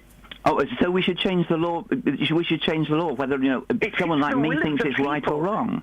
If it's the will of the people, then yes, I think you do. Well, in that case, you're not a politician. You're a majoritarianism. You're a majoritarian. Yeah, you majoritarianist. Whatever the majority thinks must be right. I have to say, I'm not sure that is entirely correct. Gentlemen. And you have a political system. Your attitude Jake, to you've got the last 30 seconds. No, it doesn't. Gentlemen, Alistair, let's give Jake the last 20 seconds. Go on, Jake. I just think that this sort of is a very sad indictment where I think you don't trust people. And I think that people actually are very careful and very conscientious. I think when you look at juries, they take their job very, very seriously. And I think that the electorate, if they were given more responsibility, would take it as seriously as they possibly could. Jake, didn't the British public vote Steve Brookstein as the winner of the X Factor one year? It just goes to... you got me. Yeah, they're not always right. Gentlemen, I really appreciate... And didn't we have a vote only a handful of years ago on an alternative voting system, and the public said no? Gentlemen, I'm going to end it there. You've been very good sports. Thank you very much indeed. Alistair Burt, former Foreign Office Minister, Conservative MP for North East Bedfordshire, and Jake Yapp, who supports the Green Party and is an excellent comedian, and I thoroughly recommend you go out and see him. Travel news for beds, cards and bugs. BBC Three Counties Radio. There are queues on the M40 towards London from Junction 2 for Beaconsfield towards the M25 because of an accident there between a van and a car. On the M1 northbound there's a lane closed between Junction 10 for Luton Airport and 11 for Dunstable Road because of a breakdown. And the M1 southbound is stop-start from Junction 12 for Flitwick to 9 for Redbourne. On the A1M southbound it's starting to look really busy from Junction 8 for Hitchin to 7 for Stevenage. And the A1 southbound is slow approaching the Black Cat roundabout all the way back from the St Neots Junction. On the train to the 737 service from Luton to Bedford is delayed by 40 minutes. Samantha Bruff, BBC Three Counties Radio. Across beds, hearts and bugs. This is BBC Three Counties Radio.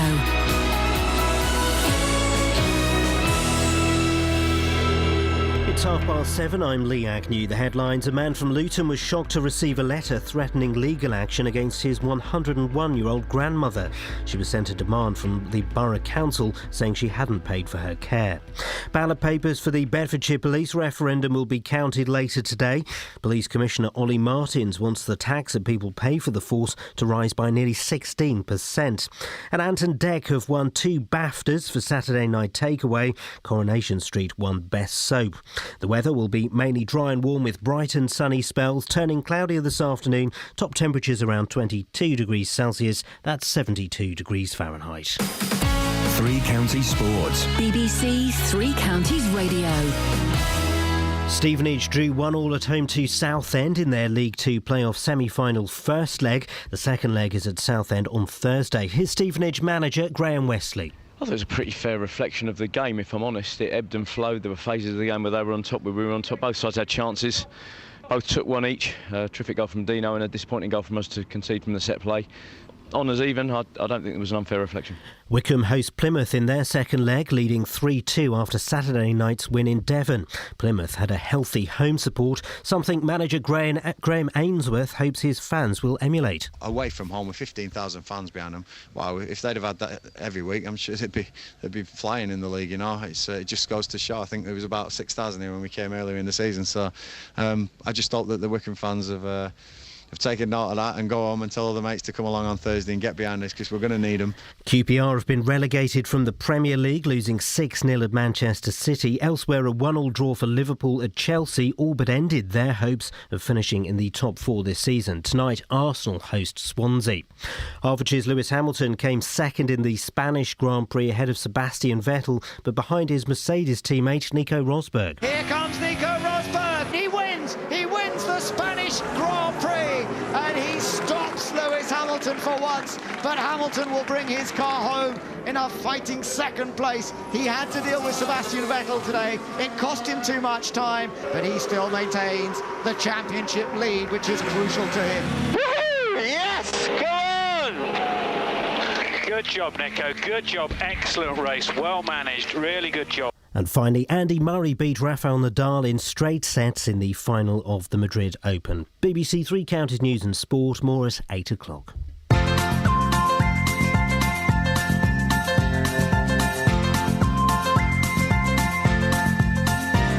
a voice that keeps on calling me.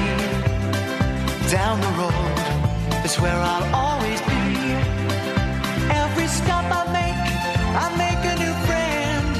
Can't stay for long, just turn around and I'm gone again. Maybe tomorrow I'll wanna settle down. Until tomorrow I'll just keep moving on. Down this road that never seems to end. When new adventure lies just around the bend. So if you wanna join me for a while, just grab your hat, come travel light, that's hobo style.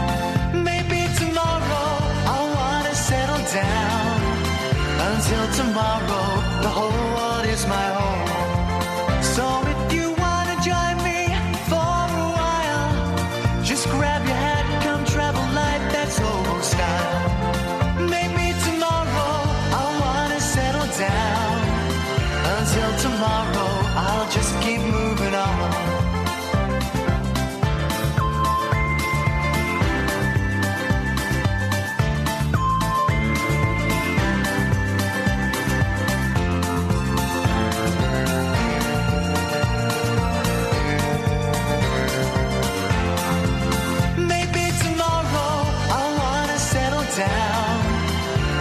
Tomorrow, I'll just keep moving on. There's a world that's waiting to unfold, a brand new tale no one has ever told. We've journeyed far, but you know it won't be long. We're almost there and we've paid our fare with a hobo song. Maybe tomorrow I'll wanna settle down. Until tomorrow, I'll just keep moving on. So if you wanna join me for a while, just grab your hat, come travel light, that's hobo style. Maybe tomorrow I'll find what I call home.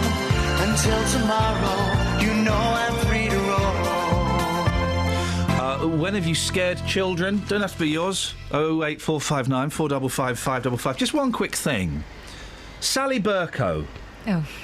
I mean, why would she have an affair with a man who looks like Eric Morecambe on a bad day? It's a strange thing to... I mean, Sally Burko, let's be honest. I mean, I bet... How can I phrase this? Carefully. I bet she's mucky. Well, I mean, that's the... Do you know what I mean, No, but that's the image she's putting out. That's the image she's putting out with the bed sheet. I bet she's... This is better. This is less litigious. I bet she's a good time gal. No, I think that's still as bad. Is that still as bad? Yeah. Okay. Okay. But that's the image she's put out there. I just think, why is this news? Sally Burko She's not in a position of power. Who cares? Cheated on Common Speaker husband John. Local and vocal. With his cousin. Yeah. We've got a few stories about him with his cousin for almost a year. A friend said Sally, 45, and lawyer Alan Burko, 57, have been seeing each other since last summer and were completely in love. Oh, dear. Love is blind. That would explain it. Well, that would explain it, wouldn't it? Just it would, wouldn't it it? would, Just yeah. Love is strange. What else is love according to popular songs? Love is a battlefield. Yeah, there we go. Yes, yes. Love is a four-letter word. There we go. Yeah. Love changes everything. No, that's not what love is, though, mate. Okay. That's what love does. We're not talking about what love does. We're asking what love is. We've got strange, right? I want to know what love is, Justin. I want you to show me. I don't want to know what love does. Okay, well, Justin's got some pictures he could show you. I've seen those pictures. That's not love, mate. You like those pictures, don't you? That's not love, mate. I haven't seen them, but I feel like I have. That's abusing photographic technology and BBC property. Love is all you need. There we go. Well, love is a many splendid thing. Yeah. Anyway, yeah, it was fun. Right, Justin. Gilbert O'Sullivan. He's going on tour. He's releasing a new album of Latin theme music. I bet that'll be rubbish. But he is playing June the 13th, Saturday, June the 13th. He is playing. It's my birthday week then, guys. He is playing. Yes, it is. He's playing the St Albans Stadium Arena. Let's get free tickets, Justin. He's doing it for you. He knows it's your birthday. He is doing it for you. That's what legends do. They have special powers. I've sent an email and I've done a tweet, so hopefully it's all in the pipeline. And we're going to get Gilbert on the show, Justin. Hats off to Gilbert O'Sullivan. You've taken this to the streets. You've got the memories of the public. Yes, I have. And to be fair, Ian, I could have probably filled a whole 3 hours of one of your programmes with his memories. As soon as you mention his name on the streets, people's faces, they just, they light up. Well, I imagine some may screw up in a, Who? Oh, no. The opera guys? No. People love him. I've been on the streets this morning getting people's memories of the great man Gilbert O'Sullivan. Here's what happened.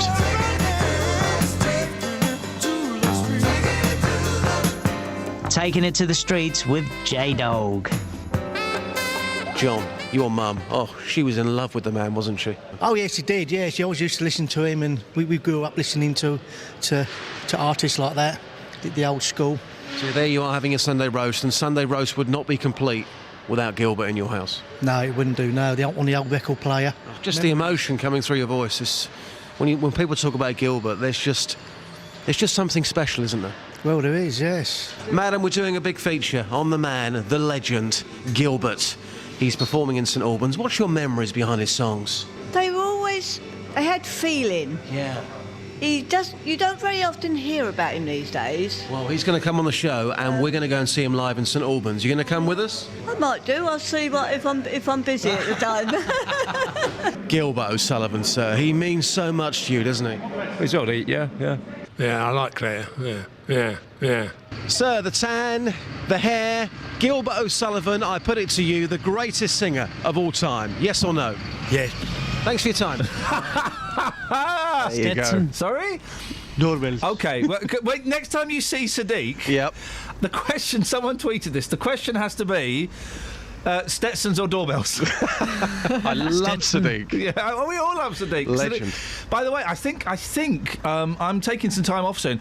I think that Boss has spoken to Sadiq about filling in for me. Oh, now, he's been such a hit. That would be an incredible experience. I'm not quite sure how many words he could fit into a 3-hour programme, but he'd be good. Stetson, doorbells. Yeah, well, I just think, they're thinking, what's the phrase, outside of the bag. Yeah.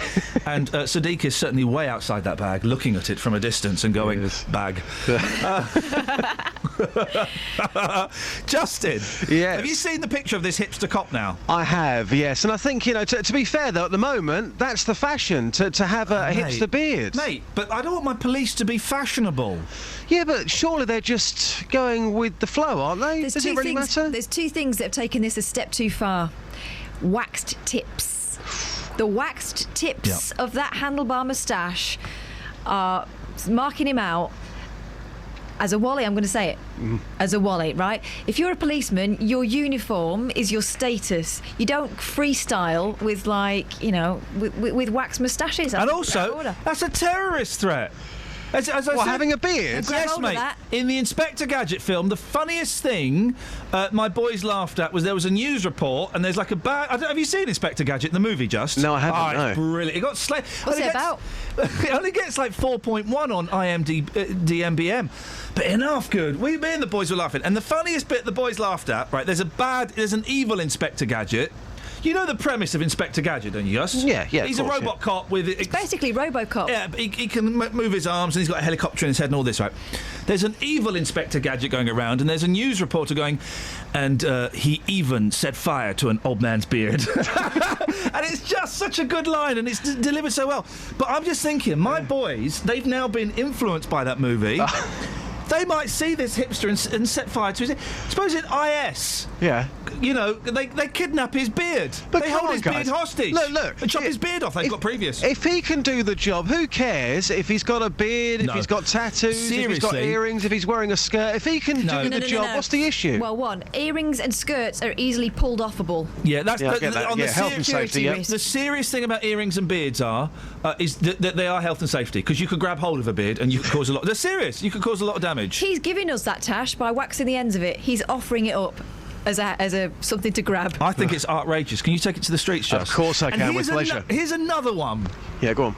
This is from Jill, who's a regular contributor to the show, and OK, she talks about the beard, OK? Of course coppers can have beards, as it would discriminate against Sikhs who have beards on religious grounds. The height restriction went down about 25 years ago, and here's the thing. To encourage Asian men and women to join, as their height average is shorter than Caucasians. Are Asian men shorter than white people? I've seen some tall Asians. Is that a thing? I'm thinking about it. I don't think I've ever seen a tall Indian man or a tall Pakistani man. I don't think I have. Certainly never seen a tall Chinaman. Well, we know that. Well, yeah, but I've never remarked upon the shortness generally of Asian men. And Justin. Yeah. Just tread carefully. Yes, oh, dear. Can you try and find a tall Asian man for us today? Yes. I shall go looking on the streets. How tall is Sadiq? Can you get him to step out of the cab? Oh, no, Sadiq's quite short. Of course he is. He's about 5'3", but it's not about how tall he is, it's about what comes out of his mouth. Oh, it's how big he is. Yeah, exactly. Well, can you try and this is a genuine thing, I'm being slightly flippant, but we're trying to prove Jill's rule. Yeah, are Asian men famously shorter than Caucasians? Japanese people are... It's when you go to Japan, if you see a tall Japanese person or a Japanese woman, that's... built. That's stacked, you go, cool, blimey. You don't see that very often. I knew a tall Japanese man called Wataru. What a rude man. Took me a second. Justin? Yes. I know you can do both of these. I know you can handle them delicately. Yes, no problem. Thank you, Just. Take care. Ta-ta. He was really tall. He was about 6 foot, I'd reckon, 6 foot 4. 6 foot's not tall. 6'4". Kelly, are you an Asian man? Because you're very short, aren't you? Sorry, say that again? Probably best you just say no. What was the question? Are you an Asian man? Am I an Asian man? Yes. No. There we go. Okay. Not today. Not today. Is that is that a thing? I didn't notice it being a thing. 08459 455 555. I don't know. I just don't know. 81333. Start your text 3CR. We'll take some calls and texts after this. Travel news for beds, cards, and bugs. BBC Three Counties Radio. The M40 into London's really slow after an accident earlier. They're accused now from High Wycombe East all the way towards the M25 after there was an accident there with a van and a car. On the M25 anti-clockwise, it's also busy at junction 21 for the M1 to junction 16 for the M40, and the M1 southbound is stop-start from junction 12 for Flitwick to 9 for Redbourne. On the A1 London road, that's slow from the Akbar at Georgetown Road towards Bedford Road at the Sandy roundabout, and the A1 southbound's also looking really slow from Eton Sokran towards the Black Cat roundabout. In Bishop's Stortford, the A120 is busy in both directions between Bishop's Parkway and Ermine Street at the Puckeridge roundabout. Samantha Brough, BBC Three Counties Radio. Thank you, Sammy. Of course, you know what the Japanese word for sandwich is, don't you? Sandwicher? Kind of. If you don't, this is the trick in Japan. If you don't know what the word is, put u at the end. Sandoichi or e. You put sandoichi. Biru is Keki. another. Keki. Ice creama. No. Honestly, ice cream. They don't do the accent. Ice creama. They do. I was in a HMV over there, and I was trying to find a Japanese band called the Pizzicato 5. Now, they're a Japanese band, and their name is Pizzicato 5. And I was going to Lady Pizzicato 5. She's going, don't know what you're talking about, mate. You don't speak English. Pizzicato 5? No, I went, Pizzicato 5. She went, yes, over here. Honestly, it's wonderful. 7:46. It's Monday, the 11th of May. I'm Iain Lee. These are your headlines on BBC Three Counties Radio. A man from Luton says he was shocked to receive a letter from the council threatening legal action against his 101-year-old grandmother. The result of the Bedfordshire Police referendum will be announced later today. And Mackenzie Crook won a BAFTA for The Detectorists. I recommend you go and buy it on DVD. Beds, Herts and Bucks weather. BBC Three Counties Radio. Good morning. It's not a bad day out there today. We've got a bit of high cloud, the sunshine a bit hazy for parts.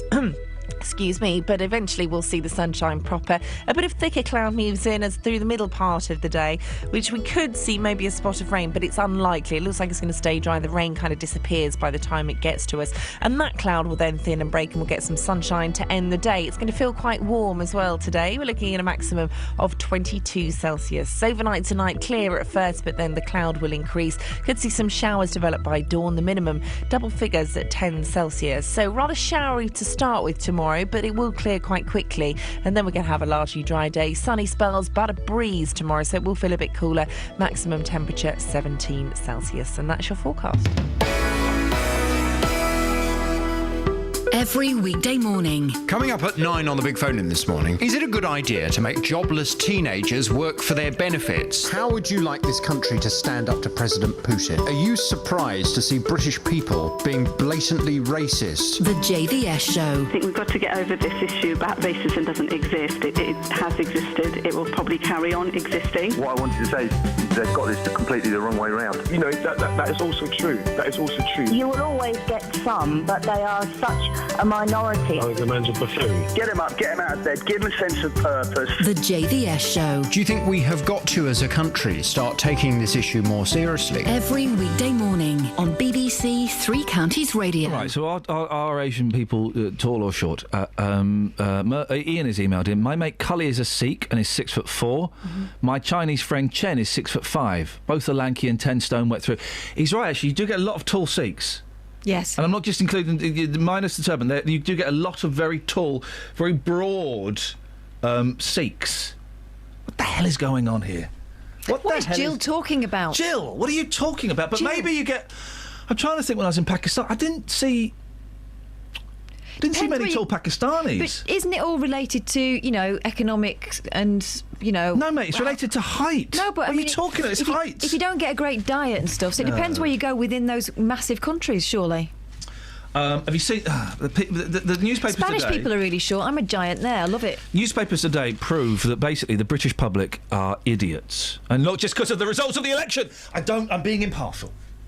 There are two stories in the Daily Mail that show that people are dumb. Illustrate your point. £24. The Mail do this every now and then. £24 wrinkle cream that helps your skin get better over time. Does it though? For goodness sakes, guys, none of this stuff works. Drink water. You drink water. It makes you feel nice, and it might make you look a little bit rosier in the cheek, but that's it. It was billed as the elixir of youth. that really could reduce the appearance of wrinkles. No, it won't do that. It might give you a bit of colour, a bit of glow, that's it. It might make you a bit shinier and not as dry, and then you won't see the wrinkles as much. Now, Boots Protect and Perfect Serum has another apparent benefit with clinical backing. Wow. The longer you use it, the better it works. Clinical trials, gosh, they must have used a huge number to make this on 80 people. Over 12 months, so it's not a significant number. Seems to have demonstrated the cream, which is designed for women aged 35 to 45 years, has long-term results. One group applied the serum, which relaunched last year with a new recipe on one side of their face and the original version of the cream on the other. Flippin' heck.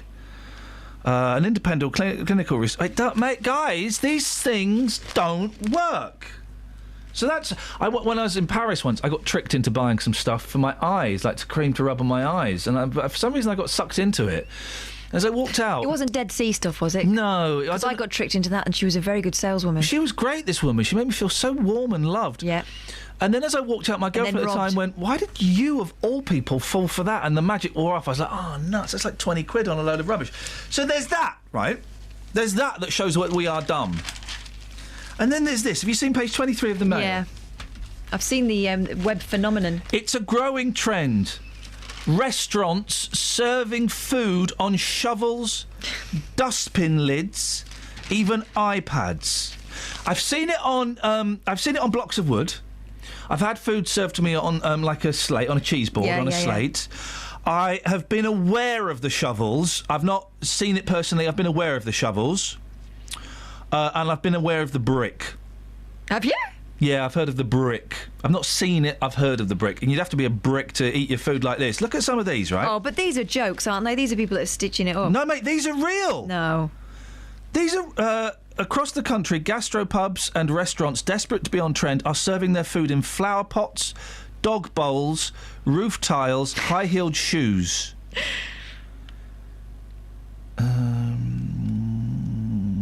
These are real pictures. An enterprising chap called Ross McGuinness has founded a campaign group called We Want Plates. He's been inundated with pictures from disgruntled diners of their bizarre experiences.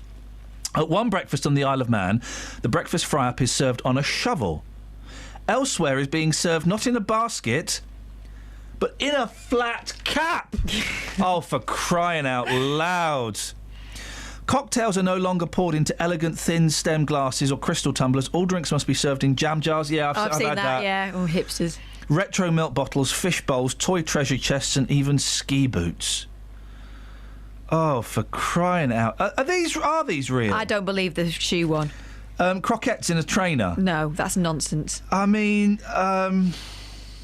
these no, and I don't believe the ping pong bat either. Oh, I believe the ping pong bat. Potato wedges on a ping pong bat. No, why? Oh, because I tell you why. Because loads of trendy media companies have got a ping pong room now.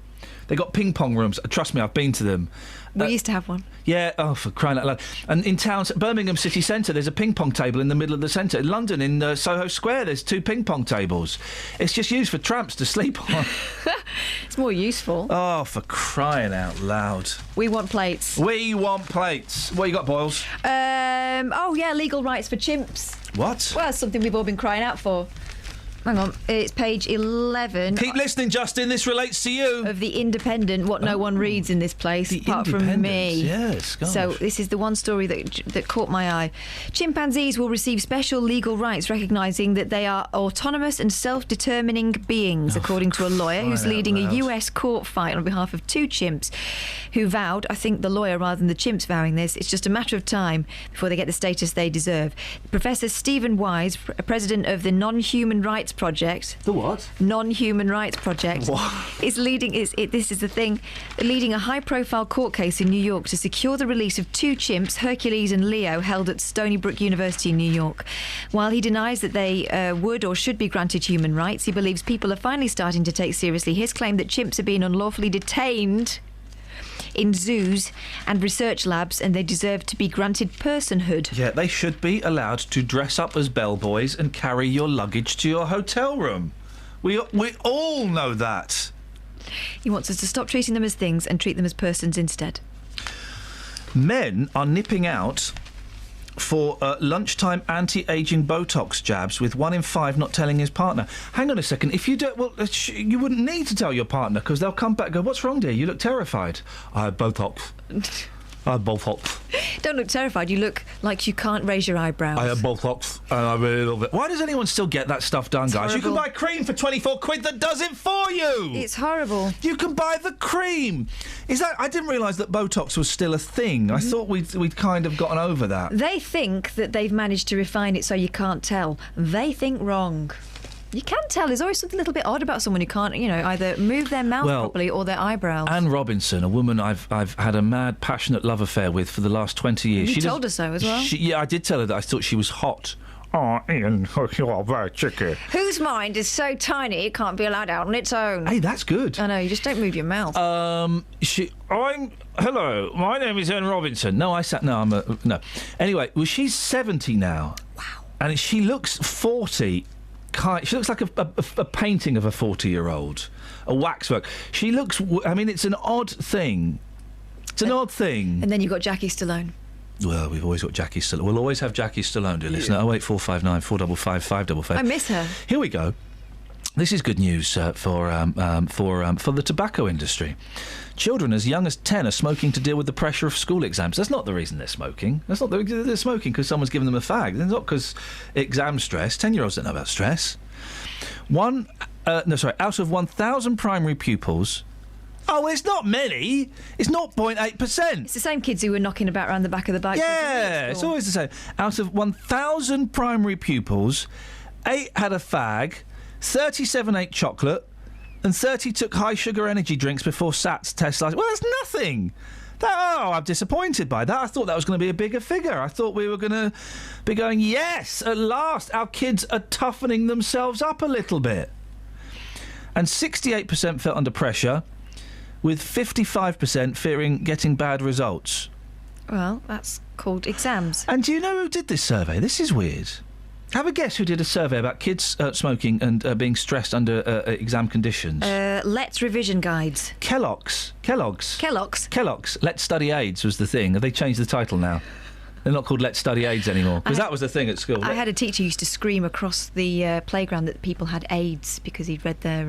Let's Study AIDS. He'd read their what they called assignments and noticed that they'd just lifted entire paragraphs. Kellogg's also surveyed one that... Why would Kellogg's... Oh, here we go. Oh, instead they should have a healthy breakfast. Yeah. Kellogg's also surveyed 1,000 parents, and 20% said children were too nervous to eat on exam day, when of course they should be chowing down on cornflakes or any of the other tasty Kellogg's products. They don't make cereal for anyone else. They don't make cereal for anyone else. But actually, a lot of the other ones taste the same, so... I buy well, do you know what? Yeah, I buy store-owned brands. You love the Tiger, don't you, Kels? Love the Tiger. You still having an affair with the Tiger? Yeah, every morning. And is it the official Tiger or is it shop's own brand? No, the official Tiger. Because the Frosted Flake is just as good. Seriously, would you do me a favour, my darling? Yeah. Would you try own brand? Of course. All right, and then... Who's? Just they're called Frosted Flakes. Just from the fella round the shop, round the corner. Just buy, like, Nissa Happy Shopper own brand. Yeah. I think you're going to save yourself a few quid. Okay. I think the Tiger's taking advantage of you. Oh, that Tiger. That blooming Tiger. Travel news for beds, cards and bugs. BBC Three Counties Radio. There are delays on the M40 towards London from Junction 3 for the High Wycombe East towards the Junction 1A for the M25 after an accident. On the A1M southbound, a lane's been blocked by a bus fire between Junction 6 for Welwyn Garden City and 4 for Hertford. And on the M1 southbound, it's stop-start from Junction 12 for Flitwick to 9 for Redbourne. The A1 is also slow southbound from the St Neots Junction towards the Black Cat roundabouts. And in Amersham on Gore Hill, that's looking very slow on the speed sensors between the A413 and the A40 London Road. Samantha Bruff, BBC Three Counties Radio. Sammy, thank you very much indeed. If you want to give us a call, we're asking when have you scared children. Imagine being the Father Christmas at a party, because you're always going to get a kid that cries at Father Christmas. You know why? Because it's terrifying. You can give us a call about that, or, you know the rules of the show, guys. You can give us a call about anything. Put anybody on. 08 459 455 555. We'll talk after the news with Lee.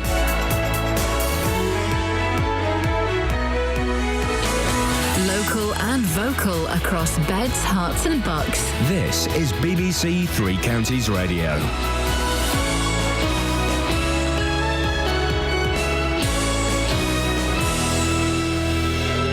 It's 8 o'clock, I'm Lee Agnew. The headlines: 101-year-old Luton woman threatened with court action. Counting in the Bedfordshire police referendum takes place today. And exotic pets killed in St Albans arson attack. BBC Three Counties Radio. A man from Luton was shocked to receive a letter threatening legal action against his 101-year-old grandmother. She was sent a demand from the Borough Council saying she hadn't paid for her care. Her grandson David says the money can't be paid until he gets power of attorney. My grandmother is in residential care and you have to pay for that, and that's absolutely fine, but I don't have control over her monies, and she doesn't understand that she needs to pay. They want money from me and my family for her to stay, and we simply don't have it to magic out of the air, but we can use her savings and then go on to sell her house, and then we can pay for it that way. Ballot papers for the Bedfordshire police referendum will be counted later today. Labour Police and Crime Commissioner Ollie Martins wants the amount people pay towards the force to rise by nearly 16%. But speaking earlier this year, David Cameron said Bedfordshire Police already had enough money. I think what we've done is made available the funding that's necessary, and you can see that by the fact that crime here in this force has actually fallen over the last 4 years. So the police have done a good job. They've got the percentage of officers on the front line has gone up. They've got crime down. And I don't think the Police and Crime Commissioner is right to want to increase the council tax in this way. Meanwhile, David Cameron will tell Conservative MPs this morning that renewing Britain's relationship with Europe is a priority following their general election victory. There'll be a referendum on Europe by the end of 2017. Our correspondent Chris Mason says the Prime Minister needs to make sure it isn't the only issue. There are some within the Conservative fold who simply won't buy whatever renegotiation he manages with Brussels and his fellow European leaders, because they think that Britain will be better off out of the EU. And so there will be divisions within his party, there'll be divisions within others. A horse box containing pet snakes and spiders has been destroyed by an arsonist in St Albans. Detectives say it was set alight in Keswick Close at around 3:30 yesterday morning. Ant and Dec have won 2 BAFTAs for Saturday Night Takeaway, while Coronation Street won Best Soap. There were special awards for the TV news presenter Jon Snow and the entertainer Clive James. In sport, Stevenage drew 1-1 at home to Southend in their League 2 playoff semi-final first leg. Dean Parrott had put the Borough in front. The second leg is at Southend on Thursday. And Hertfordshire driver Lewis Hamilton was second in the Spanish Grand Prix behind teammate Nico Rosberg. The weather will be mainly dry and warm with bright and sunny spells today, turning cloudier this afternoon, but top temperatures around 22 degrees Celsius, that's 72 degrees Fahrenheit. And you can get the latest news and sport online at bbc.co.uk/3 counties. Thank you very much, Lee. It's kind of, it's kind of a quiet news day, really.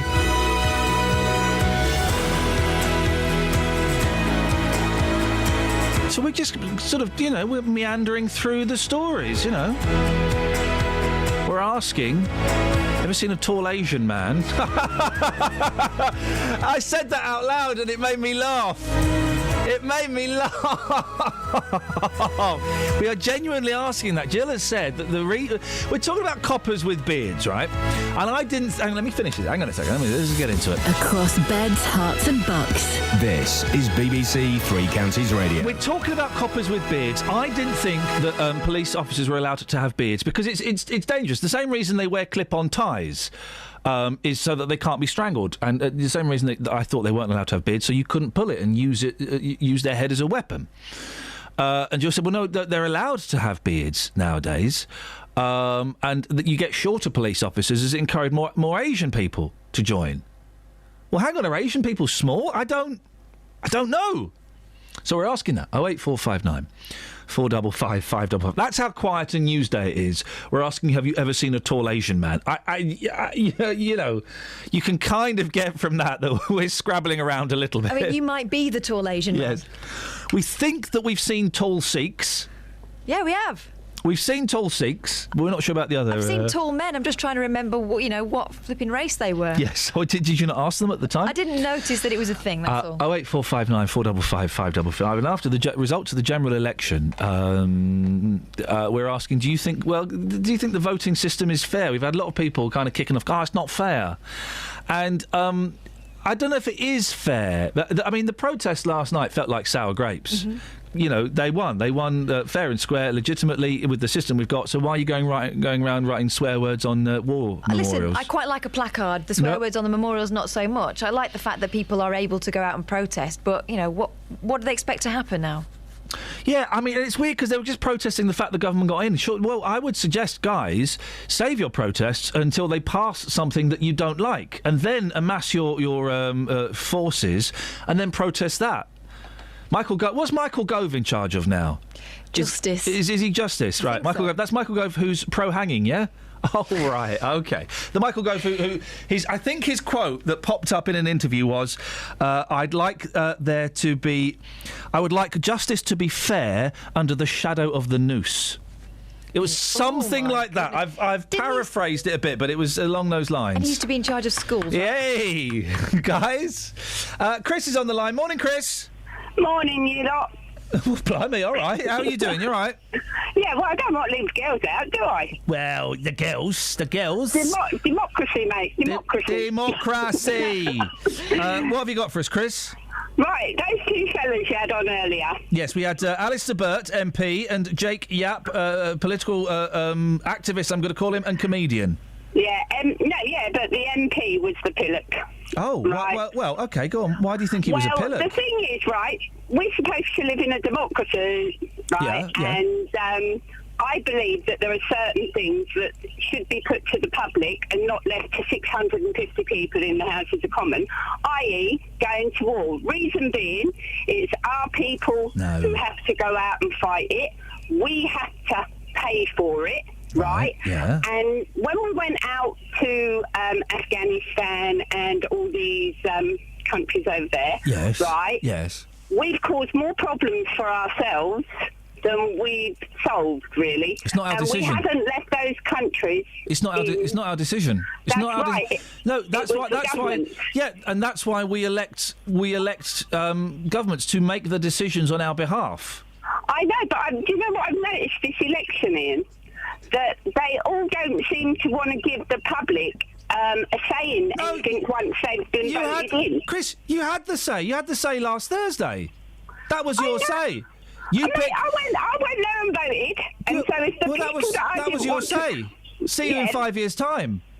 Yeah, I know, and that's all they're interested in. But people that don't go out and vote will still moan about them, right? Right. But they shouldn't, because they didn't take up the gauntlet and vote. Well, I don't know how many of those people that were protesting last night did or didn't vote. But your premise that they should give us a say on everything is flawed and it's wrong. First of all, people will get bored. No, not everything. Not everything. Just the things that you think are just the things you think are important. It's flawed because people couldn't be bothered to turn up for the general election, so people wouldn't bother turning up for this.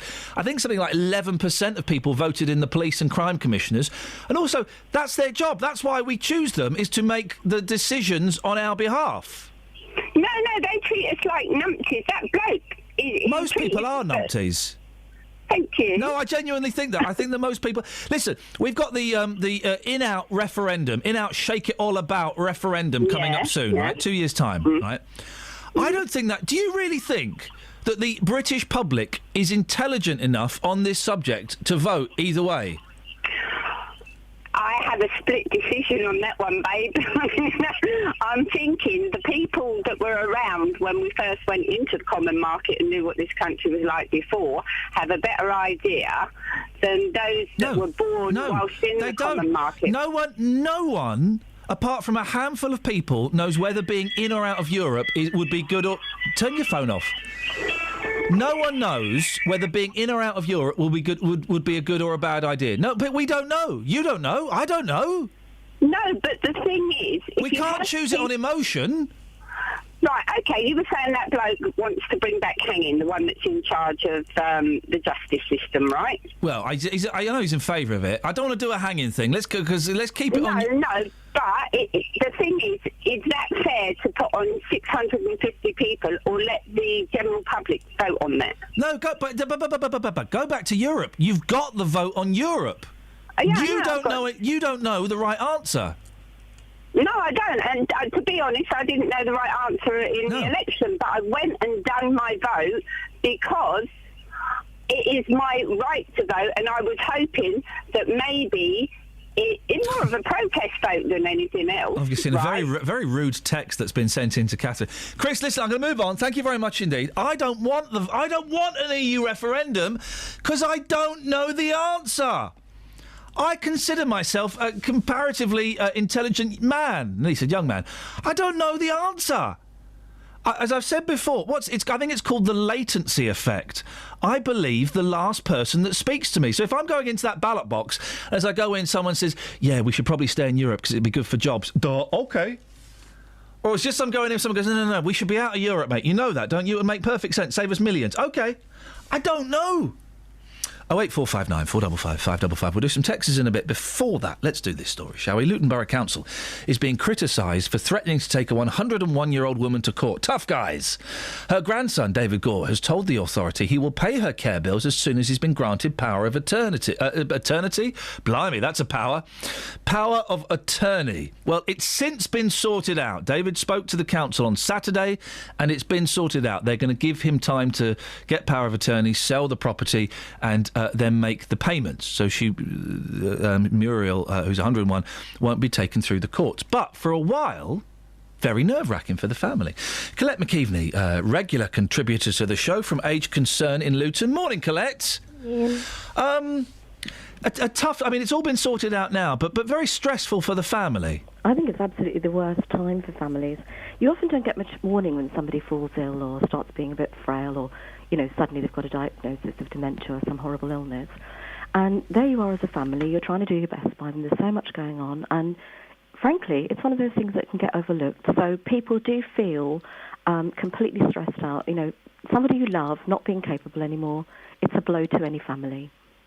And to then get a letter saying, pay up, fella, otherwise we're going to take you to court, that's... It's upsetting. Isn't it just? Yeah, isn't it? Yeah, it's really upsetting. What help is there for people to understand the system and the situation? I mean, the first thing I would say is, and anybody who's listening this morning, whether you're 40 or whether you're 60, you need to think about getting your affairs in order. And a lot of people say, but I'm only 45, it's far too young to think about these things. No, it is not. You don't know what's around the corner. You don't make a will for yourself. You make a will for the people that you leave behind. It's part of caring for them. So what you need to think about your financial arrangements, about, power of attorney. Who could you ask? I mean, you might have two sons. One's great at that sort of thing. The other one, that would be, just hell for him because he can't manage his own finances. You need to give some thought to all these issues while you're still able to. Power of attorney is a tricky one because I've got power of attorney over my mum. Me and my sister have joint power of attorney for health and financial matters. Mm-hmm. It can be exploited, and also you need to do it... you need to do it before, while the person is still aware of what's going on, don't you? Absolutely, and that's the thing, Iain. I'm so glad you're doing this subject this morning. This is the advice I give anybody. If you think it's too early, it's exactly the right time. Yeah. Because if you leave it too late, then it is difficult, particularly around health issues, because you're emotionally caught up in wanting somebody to, follow a particular course of treatment. Like you said to the last listener, you listen to the last person you spoke to. Mm. It's easy to forget some of the issues that are in there. And it's the same with finances. But it's really tricky. If you're listening, you need to take the initiative for yourself because it's really tricky to say to somebody, I've had to do it personally, actually, I don't think you can handle your finances anymore. Mm. Because on the one hand, my old auntie, she was, you want your hands on my money. No, I don't. I just don't want you getting these horrible bills and your electricity getting cut off. And it's heartbreaking to have to do. It's heartbreaking to realise that the people that have cared for you, now the roles are reversed and you have to care for them. It's that loss of independence as well. But you know what? Asking and discussing it with the people you love earlier saves them being put into a horrible position when you're not capable of making the decision for yourself. I'm assuming, Colette, of course, that if people, you know, elderly or younger people with elderly relatives, if they've got concerns around this, that they could give you a call or pop in and see one of your team to talk through this. Absolutely. I mean, and they're more than welcome. There's also, if you feel that's a bit too full on for you at this exact point in time, there's lots of information out there.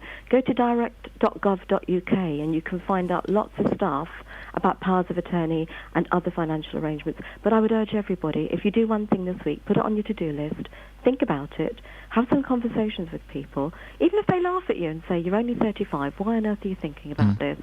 Say, I don't know what's around the corner and I want to be organised. And it's dead simple. You go to a solicitor and, you know, there's a few forms and a few questions and they kind of check to make sure that the person is well and is aware that's what's going on. And then you get a certificate and it's made our life and Mum's life so much easier. Absolutely. And you know what? I think the difficult part is they're thinking about it beforehand. They're thinking that, you know, guess what? I'm not immortal. You know, I have a couple of young kids to look after. You know, I've got a home, I've got bills to pay. If something horrible happens to me, who's going to take the reins of that? And, you know, that's the thing. You need to think that way. Colette, always good to talk to you. Thank you. Colette McKeveney from Age Concern in Luton. 8:15, BBC Three Counties Radio. Let's get the Trav. Travel news for beds, cards and bugs. BBC Three Counties Radio. On the A1N, 2 lanes are closed southbound from junction 6 for Welwyn Garden City to 4 for Hertford. That's because of buses on fire. On the M40 into London, there was an accident at the M25 which was causing delays back to High Wycombe, but they do seem to be easing off looking at the speed sensors. In High Wycombe, though, the A404 is slow southbound from the M4 to the High Wycombe Handycross roundabout towards the Bisham roundabout. And on the M1 southbound, it's very slow from junction 12 for Flitwick to 11 for Dunstable. In Bishop Stortford, on the speed sensors, the A120 is looking slow in both directions between Haddon Road and Ermine Street at the Pucker Ridge roundabout. And looking at the train departure boards, there are no major delays right now. Samantha Brough, BBC Three Counties Radio. Yeah, nice one, Sammy. Thanks, mate.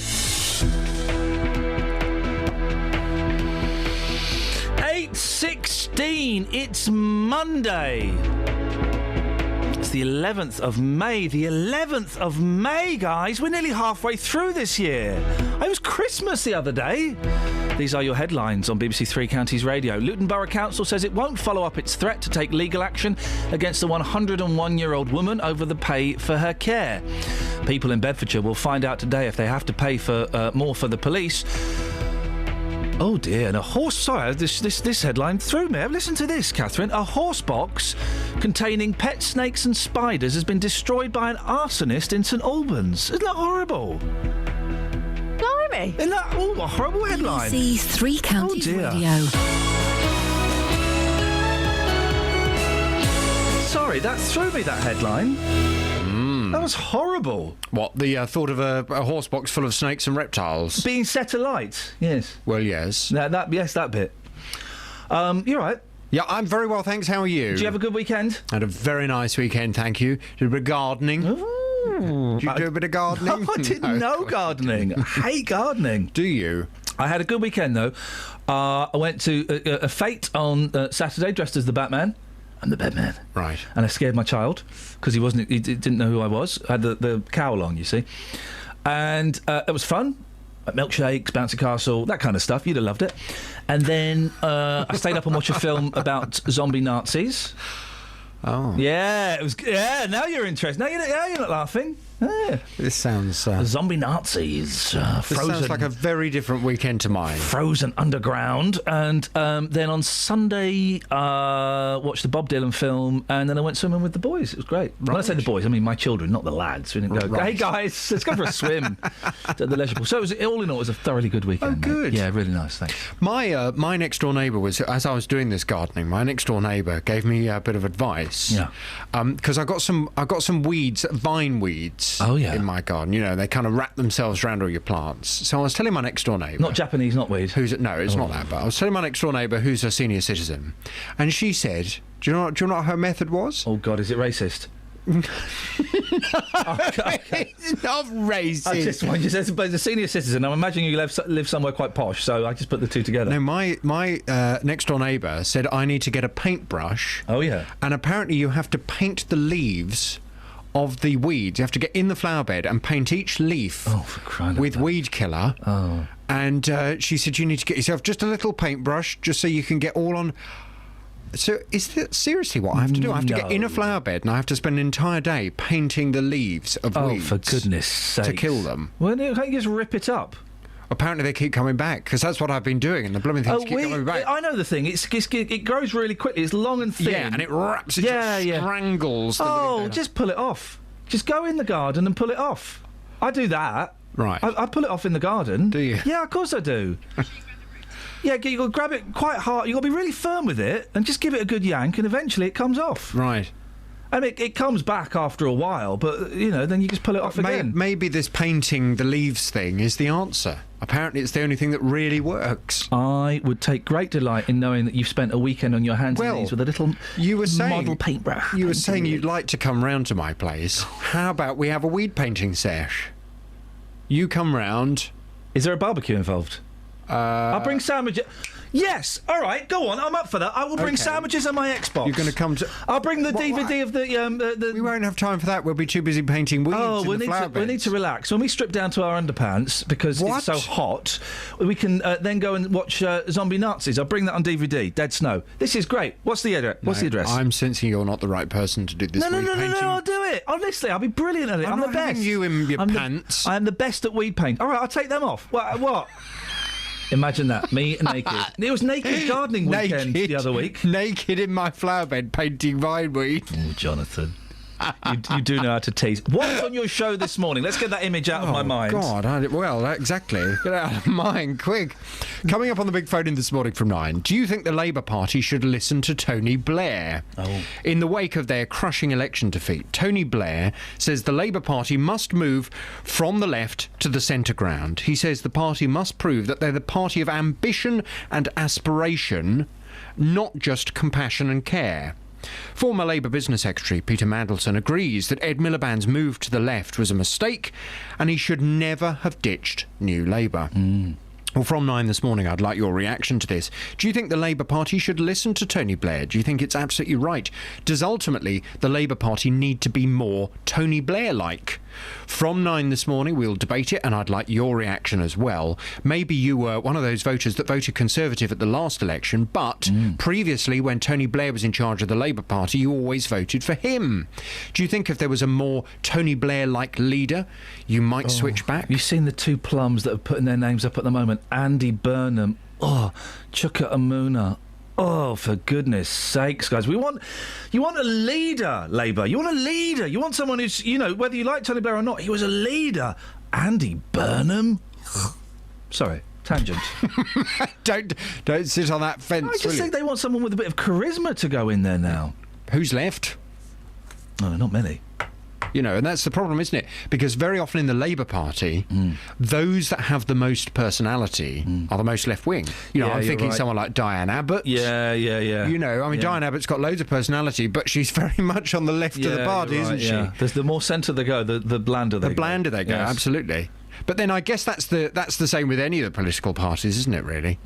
The big Conservatives with all the personality tend to be the most right-wing. Yes, you're right. From 9 this morning, do you think the Labour Party should listen to Tony Blair? I'll take your calls on 08459 455 555. Original British drama on BBC One. Two magicians shall appear in England.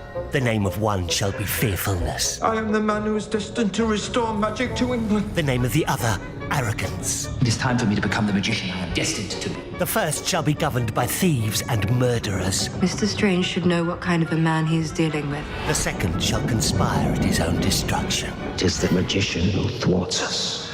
We must destroy him utterly. Starring Eddie Marsan and Bertie Carvel. Jonathan Strange and Mr. Norrell.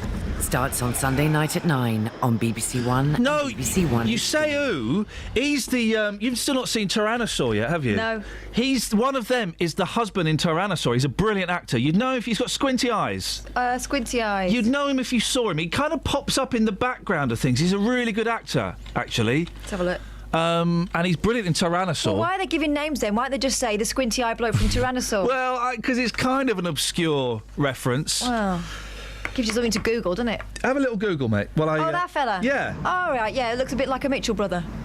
Squinty eyes. I don't know. Are we looking at the same guy? I'm looking at this guy. From Tyrannosaur? Yeah. The husband? Yeah, it looks a bit like a sort of... Nothing like a Mitchell brother, mate. Yeah, he does. It looks like a thumb. Looks It's nothing... like a thumb in a suit. He looks nothing like a Mitchell brother, mate. Kelly? Yeah. Mitchell brother, innit? You know, when... Mitchell brother... Well, he's not bald, mate, so... this fella is. Who's this, then? Oh, maybe I've got the wrong fella. Oh, that fella looks a bit like Lee Agnew. Yeah, Lee Agnew, that's it. He looks like Lee Agnew. Who's the thumb? I don't know who the thumb is, but Lee Agnew, yeah, that's the... And you recognise him, don't you? Yes, I do. OK, you work with him nearly every day, so that's why. I think we got there in the end, Just.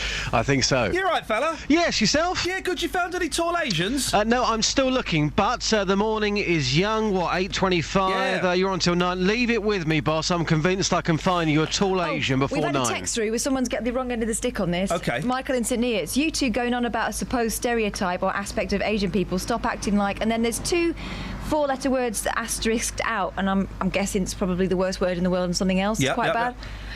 No, Michael, it wasn't us that said it. We apparently that's the reason why they changed the height restriction, according to Jill. Yeah, so we're trying to work out whether Jill's telling us nonsense. Jill says that Asian men are generally shorter than Caucasian men, and we've established that you do get tall Sikhs. It's not. It's the joy of doing this show. And I've lost this a little bit recently, and I'm kind of getting it back.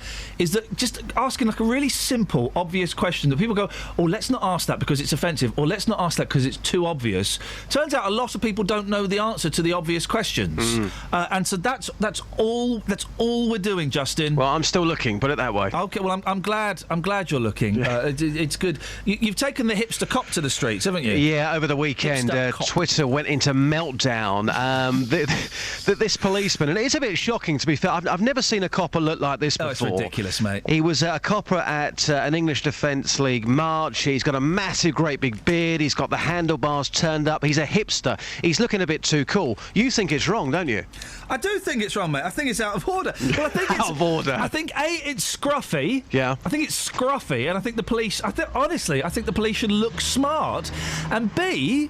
It's a liability. Someone could grab that, set fire to that, cut it off, hold it hostage, do all kinds of stuff. I think it marks him out as being different, and that's got to be dangerous. It makes him more of a target, doesn't it? Doesn't it just? Well, I've taken this one to the streets. I've taken the picture of the hipster copper to get people's reaction. Is this acceptable or not? Here's what people had to say. I think it's perfect. Fair play to him.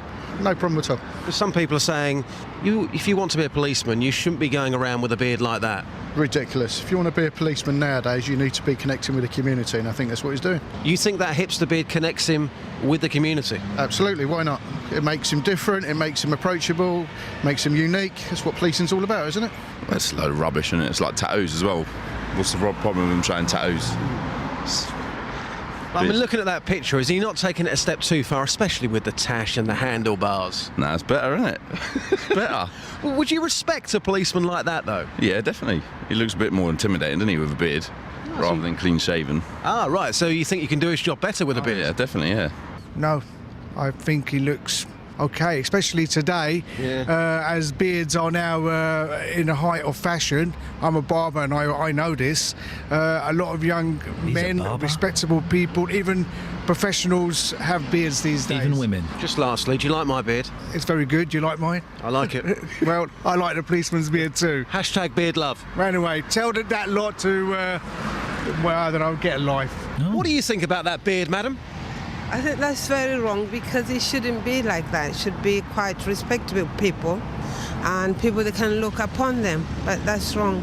So if he's got a beard, you don't respect him? No, you don't have a high respect because, no. I don't simply because of a beard? Yeah.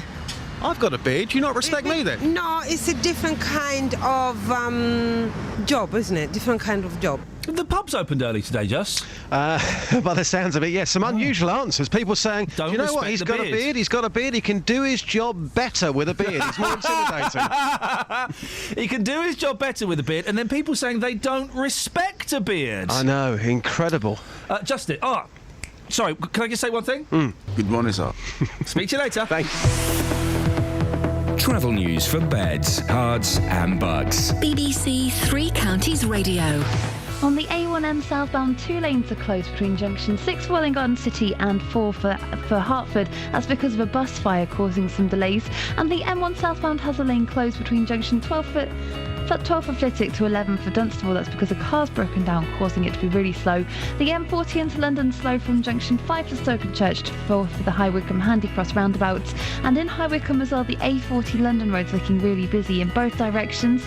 Nearby in Amersham, Gore Hill is slow between the A413 and the A40 London road southbound. Samantha Bruff, BBC Three Counties Radio. Across beds, hearts and bugs. This is BBC Three Counties Radio.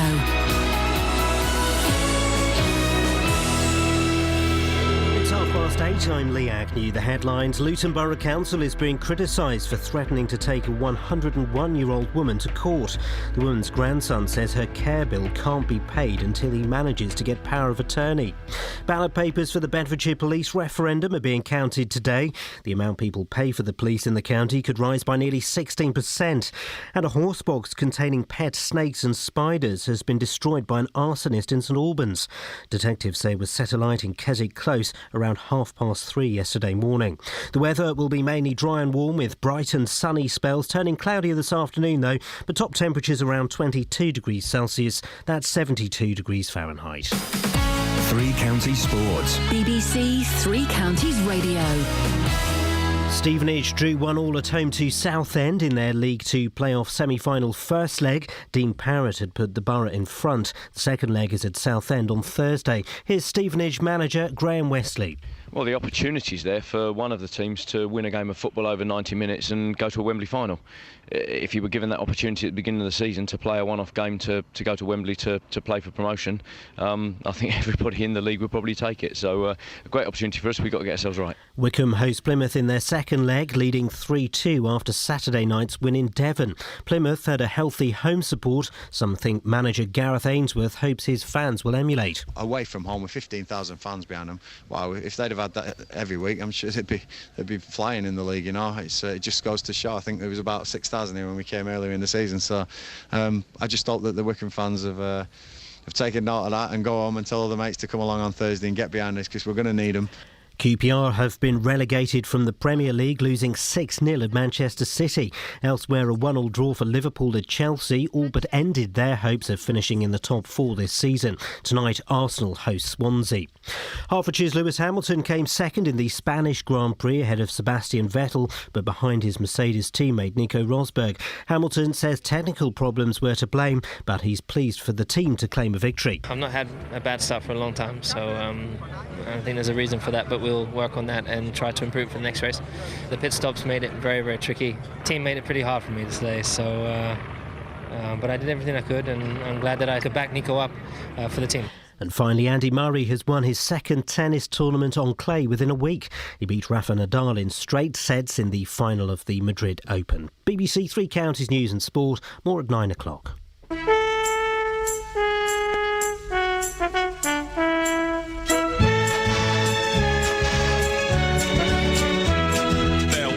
Was a wealthy man who had a wonderful idea to bring children from all places with all kinds of faces together into a sailing ship. There were 40 boys and girls.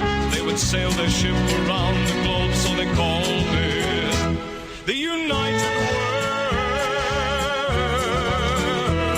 World. The ship was just 3 weeks from shore when a hurricane bore it down. The waves were big as mountains. Surely drowned. They jumped into the lifeboats, rowed away from the wreck. They didn't count them, they hadn't time. 5 children were left behind. The children fought the storm all night and finally fell asleep. They didn't realize the ship had been blown across a reef into the lost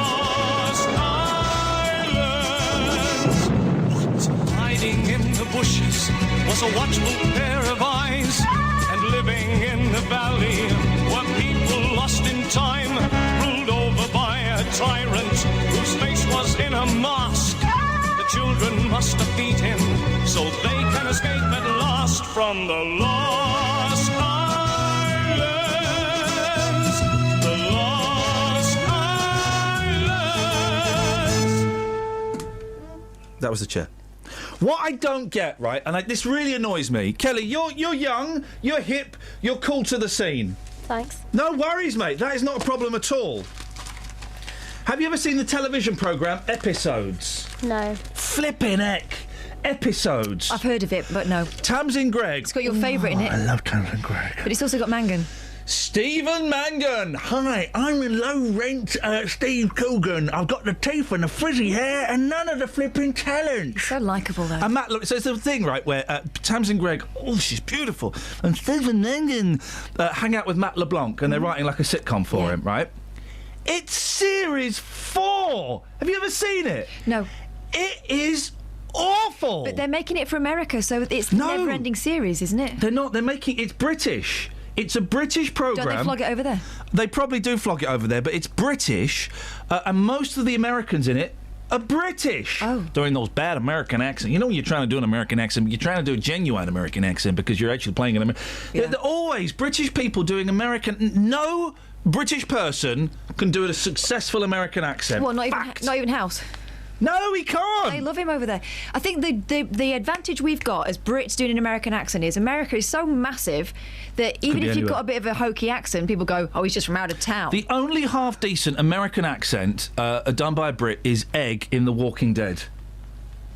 I ain't seen it. Egg was in This Life. Yeah, I seen him in that. He did a British accent. Well, imagine Egg, but doing an American accent because I'm an undercover cop in the world run over by zombies. He's not undercover. David... Hello. Can you do an American accent? Gee, no. See, nobody can do it. 08459 455 555. The last 25 minutes of the show. Can we find? I can do the one that talks like that. But that's obviously not American. That's how they talk out down south. I'm Penelope Pitstop. Hail that saying. David, you've not called in about American accents, and I'm sorry for involving you in our nonsense. What have you called in about? Yeah, I was going to say that you saw the Victory in Europe celebrations yesterday. Well, I didn't see it, but yes, they took place, yes. So the whole week, there was a whole weekend, wasn't there, of it? Yeah, well, they had all the veterans going past, etc. Getting kissed by dolly birds, no doubt. And with all their medals, and in Westminster Abbey. Yeah. And then the shot goes round, and there is Prince Edward with a row of medals on his chest. Mate, David, I've seen a picture of this somewhere in the paper. You can't question all of the brave work that Prince Edward did in fringe theatre in the 1980s. Yeah, and he got kicked out the Royal Marines because he weren't good enough, and he's got a load of medals. And it's really, to me, I think that's a disgrace for all the veterans that fought in the war and actually fought. What did Prince Philip do? Because Prince Philip, it says here in the Daily Mail, decorated Prince Philip's dazzling array of medals. But I mean, did he kill it? Did he see combat? Wasn't he a Greek? Yes, he did. Wasn't he a Greek naval officer? He was a naval officer. He did see action. He's got. Hang on. 1, 2, 3, 4, 5, 6, 7, 8, 9, 10, 11, 12, 13, 14, 15... He's got 17 medals. Did he see 17 medals worth of action? Well, I don't know. Would look like Prince Charles. But Prince Andrew did fought... I wonder where you were going with that. We know he did. We don't go into other things. No. But he did fought in the Falklands as a Royal Naval helicopter pilot. But did he fight in the Falklands, or was he there, as a little bit of PR? I'm sure Prince Andrew and I'm sure Prince Harry, their lives were never actually in danger, were they? I don't know. I think that in hardness quotients, I think probably Harry is harder. Don't you? You know what I'm saying about Prince Edward? Yep. It seems a bit of a disgrace. I know what you mean, the veterans, have fought. My father was in the second wave of D-Day. He passed away years ago. But you've got people there with the medals, which they fought. They had interviewed a woman there who got medals for she was in the army, etc. But Edward has done nothing, and you get all these foreign despots like Idi Amin years ago, and they used to laugh. He used to give himself medals. Wow. What's the difference? What is the difference? Yes, hang on a second. David did do that. He compared Prince Edward to Idi Amin of all people. Wowzers! That's a leap, David. Well, yeah, I know. I've got a theory. Go on. Maybe David and Ian, we're getting it all wrong, and Edward did things undercover that we would never find out about unless we were going to be shot. Well, that's the rumour. Well, maybe he's our secret. David got the reference. I know, I did too. David got the reference. Maybe he's our secret lethal weapon. That's why I closed his microphone. David, thank you very much indeed. 08459 455 555. I really hope that Blue performed well at that concert on Saturday night. I didn't see it. I did the 2-minute silence on Friday. Oh. How bad is it to speak during the 2-minute silence? Pretty bad. Because we had, was doing it on another station. We had people phoning up saying, "Well, I was in the supermarket and there were people talking and still shopping." It depends how aware of it they are. It's not their fault if it's not been flagged up, is it? All right, here we go. At risk of upsetting the Daily Mail, so we're doing the 2-minute silence on another radio station, observing the silence, and then I went onto the intercom to speak to my producer. Do I still get paid for this? I mean, it was flippant, it was light-hearted, it was probably incredibly offensive and disrespectful. That's why I didn't do it. I only thought about doing it. This is disrespectful and racist. So is this? Wow, that's disrespectful. Yeah, but this is disrespectful and racist. Yeah, go on. And wrong, the three. What, it's not Justin we're going to, is it? It's not on the screen. US diner offers 10% off, but only to whites. Yes, this is happening in America. Oh, wow! Right now. A restaurant in the United States has been branded racist, well, I think it's racist, for plans to give a 10% discount exclusively to white customers because all Americans should be celebrated. Oh. This restaurant's called the Rubbing Butts Barbecue and Country Cafe. I say, I don't think I'd want a discount in Rubbing Butts. I've got a membership card. It's created a White Appreciation Day on June the 11th. Oh. Is that your birthday? No. Unfortunately, I can move my birthday. When the offer will be available, Edgar Antillon, the owner of the eatery... What's it called again? Rubbing Butts Barbecue. Okay. Rubbing Butts Barbecue, yep. That's always a way to start a fire, isn't it? Really? Take you ages, though. Yeah, well, what fun. Get really tired arms and a very hot butt. Oh, I imagine rubbing butts with somebody else's butts. I was imagining that. I think it's because they call it, they rub their meat, don't they, for the barbecue? Is that what... do they? Yes. Anyway, it's an alternative to leaving it to, stewing it. Anyway... Bit of sauce with that? Edgar Antillon, I prefer rub. Edgar Antillon, owner of the eatery in Milliken near Denver, Colorado, said, "We have a whole month for Black History Month. We have a whole month for Hispanic Heritage Month. So we figured the least we could do is offer one day to appreciate the white American." Hang on a second. That's not a bad point. Well, I think the others would suggest that's not a bad point. You often, it is, I think the others would suggest that the rest of the 10 months of the year is appreciated. Yeah, but you get the argument, don't you? Well, you have a black police federation. What if I were to start a white police federation? And do you know? I mean, it would only work if and it still wouldn't work, but it would only work. It would work better if one day it was blacks got 10% off, and the next day whites got 10% off. But I can sort of see the. I'm struggling to argue against the argument. Are you? Yeah. Wow. Yeah. Morgan Freeman's got a really good one. If you want to YouTube that, Morgan Freeman gets asked about Black History Month, and he says it's ridiculous. He says, why don't you just call it American History Month? You don't have a white History Month. And so he argues it as well. But I mean, I think that he's making the point quite ham-fistedly here. Yes. Do they do ham-fists as well? I could murder a ham-fist right now. Rubbing butts, yeah, so they do. Ricardo Romero, a local civil rights activist, called the plan a perpetuation of racism. Others backed the move on the restaurant's Facebook page, with one supporter writing, "I've always wondered when America would ever celebrate white heritage. Thank you." How do you spell rubbing butts? Rubbin. Yep. Apostrophe. Yep. Butts. Buttz. Hey, Rubbing Butts. I got it. Rubbing Butts in Colorado. Yeah. Yeah, 903 Broad Street. Let's go to the Facebook page. Hey, it's two pigs rubbing their butts. Little do they know what's going to happen to those butts. This is his Facebook page. It closed on Mother's Day, American Mother's Day. What about the mothers? They need to go to the restaurant. He's got quotes from Anne Frank on his Facebook page. Oh, he can't be a racist then. A pay it forward line was started today at the restaurant. It started with a gentleman buying dessert for a couple celebrating their 10-year anniversary. Quote, "In spite of everything, I still believe that people are really good at heart." Anne Frank. And then, there we go. Barbecue owner defends White Appreciation Day. I mean, what the hell is that? It's just meat. Oh, yeah. Well, I'm going to like that page and follow that with interest. Liked. Oh, look at that bit of meat. 08459 455 555. On Twitter, Scott says, Tamsin Gregg, are you sure, mate? She looks like an uglier Edwina Curry. She is hot. It's the wonky eye and the funny nose. Yeah, I love it. I absolutely love it. It's very much your look, isn't it? I think she's so beautiful. Tamsin Gregg, the woman from Cold Feet. Oh, yeah, Faye Ripley. Tamsin Gregg and Faye Ripley. I mean, please, what is going on there? And Katie Tunstall. Wow, yeah, it's certainly a look. Isn't it? Isn't it just? Happy days. 08459 455 555. Travel news for beds, cards and bugs. BBC Three Counties Radio.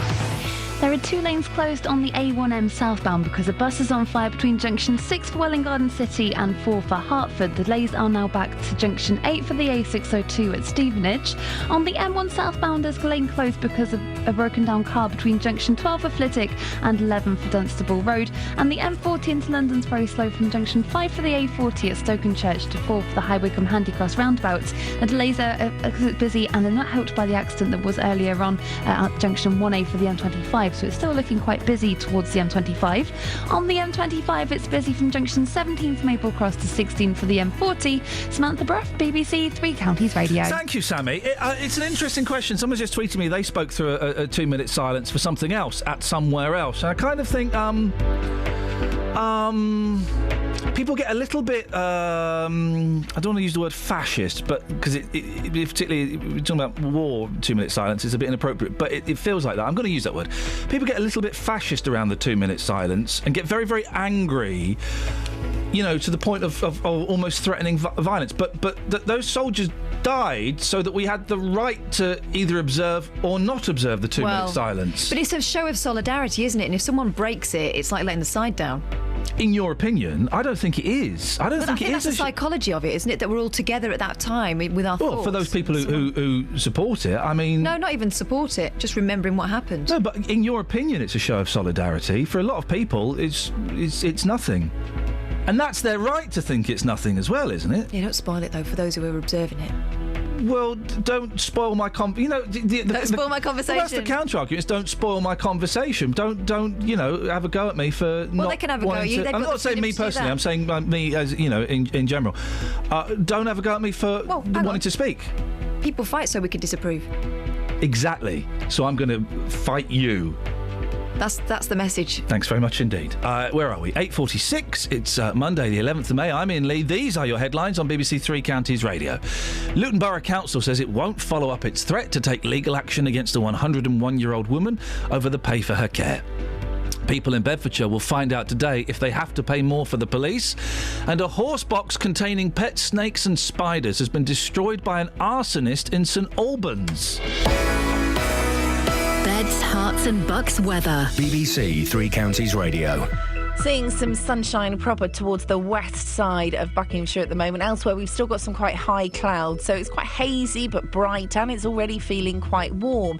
Now, once we get the sunshine, temperatures will shoot up fairly quickly, but then through lunchtime onwards, we've got some more clouds, some thicker clouds. Should stay dry throughout, and eventually this cloud will thin and break as well. So we'll get some sunshine through the second part of the afternoon and into the evening, but it is really going to be a pleasantly warm day. We're looking at a maximum maybe 22 Celsius. Overnight tonight, dry and clear to start, but then the cloud increases towards dawn tomorrow morning. With it, we could see some showers. Minimum temperature in double figures at 10 Celsius. A cloudy start tomorrow, maybe 1 or 2 showers still there, but they're going to clear south fairly quickly. That's going to leave a largely dry day with some sunny spells. A bit of a breeze, though, tomorrow, which will make it feel a bit cooler. Maximum temperature 17 Celsius. And that's your forecast. Every weekday from 3. Local stories. People in Watford are being urged to celebrate their local heroes by creating a postcard in their honour. In other local news, rugby fans are being warned to watch out for fake World Cup tickets. Roberto Peroni. Now, a metal detectorist has discovered an archaeological find in a field near Royston in Hertfordshire. Taxi drivers in Luton are demanding to be allowed to drive in bus lanes at all times. There is to be a new station at the Leighton Buzzard Narrow Gauge Railway. Roberto Peroni. Weekdays from 3 on BBC Three Counties Radio. Call 08459 455 555. BBC Three Counties Radio. 08459 455 555. Did you? Well, we've got 12 minutes. Let's put it out there. Did you or did you not observe the 2-minute silence? Probably didn't. Well, then there you go, you see. But then I wasn't standing in a place where it was quiet. Well, but you should have remembered. Those guys died so that you would remember. I was in the car somewhere. Well, hang on a second. You've gone from being all high and mighty and waving the Union flag or the flag of St George or whatever flag you choose to wave, then gone, yeah, but actually I'm excluded I probably forgot about it. Well, like most people. You forgot about all of those soldiers what done die. I remember them every day. But that's the point, you see. You were saying, well, we should observe it. So, no, if you're standing somewhere where they're observing a minute's silence, it's rude to interrupt. Guys. But if you just, if you're going about your business... It's all right to forget it. It's all right to forget the lives I just think VE Day got a bit lost. The whole thing got a bit lost. I don't think it did, actually. I thought it was going to, but I don't think it did. Because when I was in Birmingham, and we had the 2-minute silence on the radio, but also in the city centre, near the city centre, by the library... I did observe it. I was asleep. It doesn't count. You would have been talking in your sleep. In the city centre, they had like a big street party going on, and they had like loads of bands and loads of like food and stuff. I mean, it was drizzling, so I felt sorry for the poor so and so's. But and it was on the it was on the telly quite a bit at the weekend. So didn't watch telly. I was enjoying my freedom, hard-won freedom. Did you observe, or did you not observe, the 2-minute silence? 08459 455 555. Hey, someone who's going to be observing a few minutes silence soon. Burt Reynolds, you seen the state of him? Oh, dear. I mean, for goodness sakes, we all love a little bit of Burt. There was a rumour, wasn't there, in the 80s that he had AIDS, because he got quite thin. He didn't. He had this weird... hearing thing that made him... He couldn't move, because his hearing went and his balance went. But I mean, is it labyrinthitis? Yeah, sure, why not? No, you're thinking of David Bowie. Get me out of here. Give me the babe. Frail and grey, Burt Reynolds grey. I mean, yeah, but you know that's he's bought a wig. That grey. The sideburns are flapping away from the skin, you know. He's not put any tape under there. Give it up, Burt. Frail and grey, Burt Reynolds' action movie days may be long gone, but that roguish glint in the eyes remains. Oh. Behind the pink glasses. Dogged by poor health, the 79-year-old actor used a walking cane as he arrived at the comic convention in Philadelphia, but still cut a dapper figure. The Smokey and the Bandit star spoke about his upcoming second memoir. Yes! It's going to be good. Yes!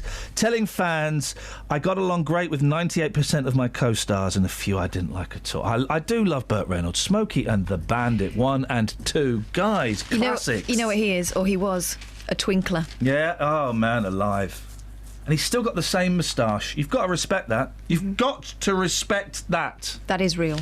08459 455 555 is the telephone number if you want to give us a call. You're more than welcome. Oh, I think I've got the texts up as well. Shall we have a little look at the texts? Yeah, some of them are filthy. Mostly from Chris Stroke J. Yeah, Chris Stroke J. Come on, guys. A lot of people saying that our transmitters aren't working. Yeah? Deal with it. Oh, no, that's our job. We'll deal with it.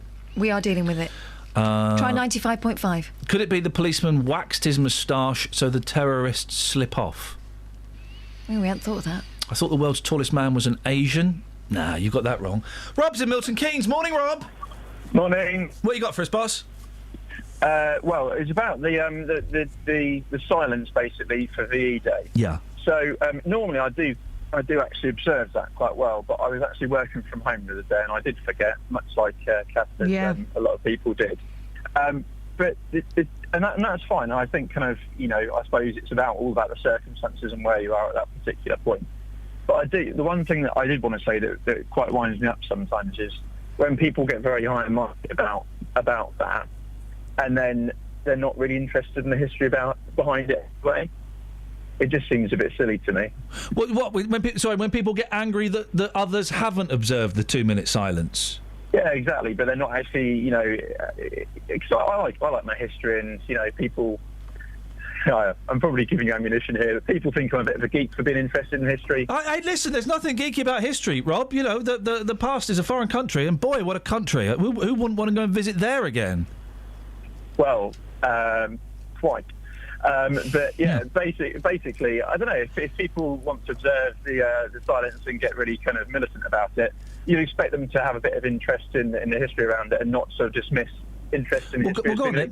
What is the history that these people are missing? Well, I guess just learning about the experiences that people went through in the World Wars and, okay. I thought you meant the actual history of the 2-minute silence. All right, Rob, listen, thank you very much indeed.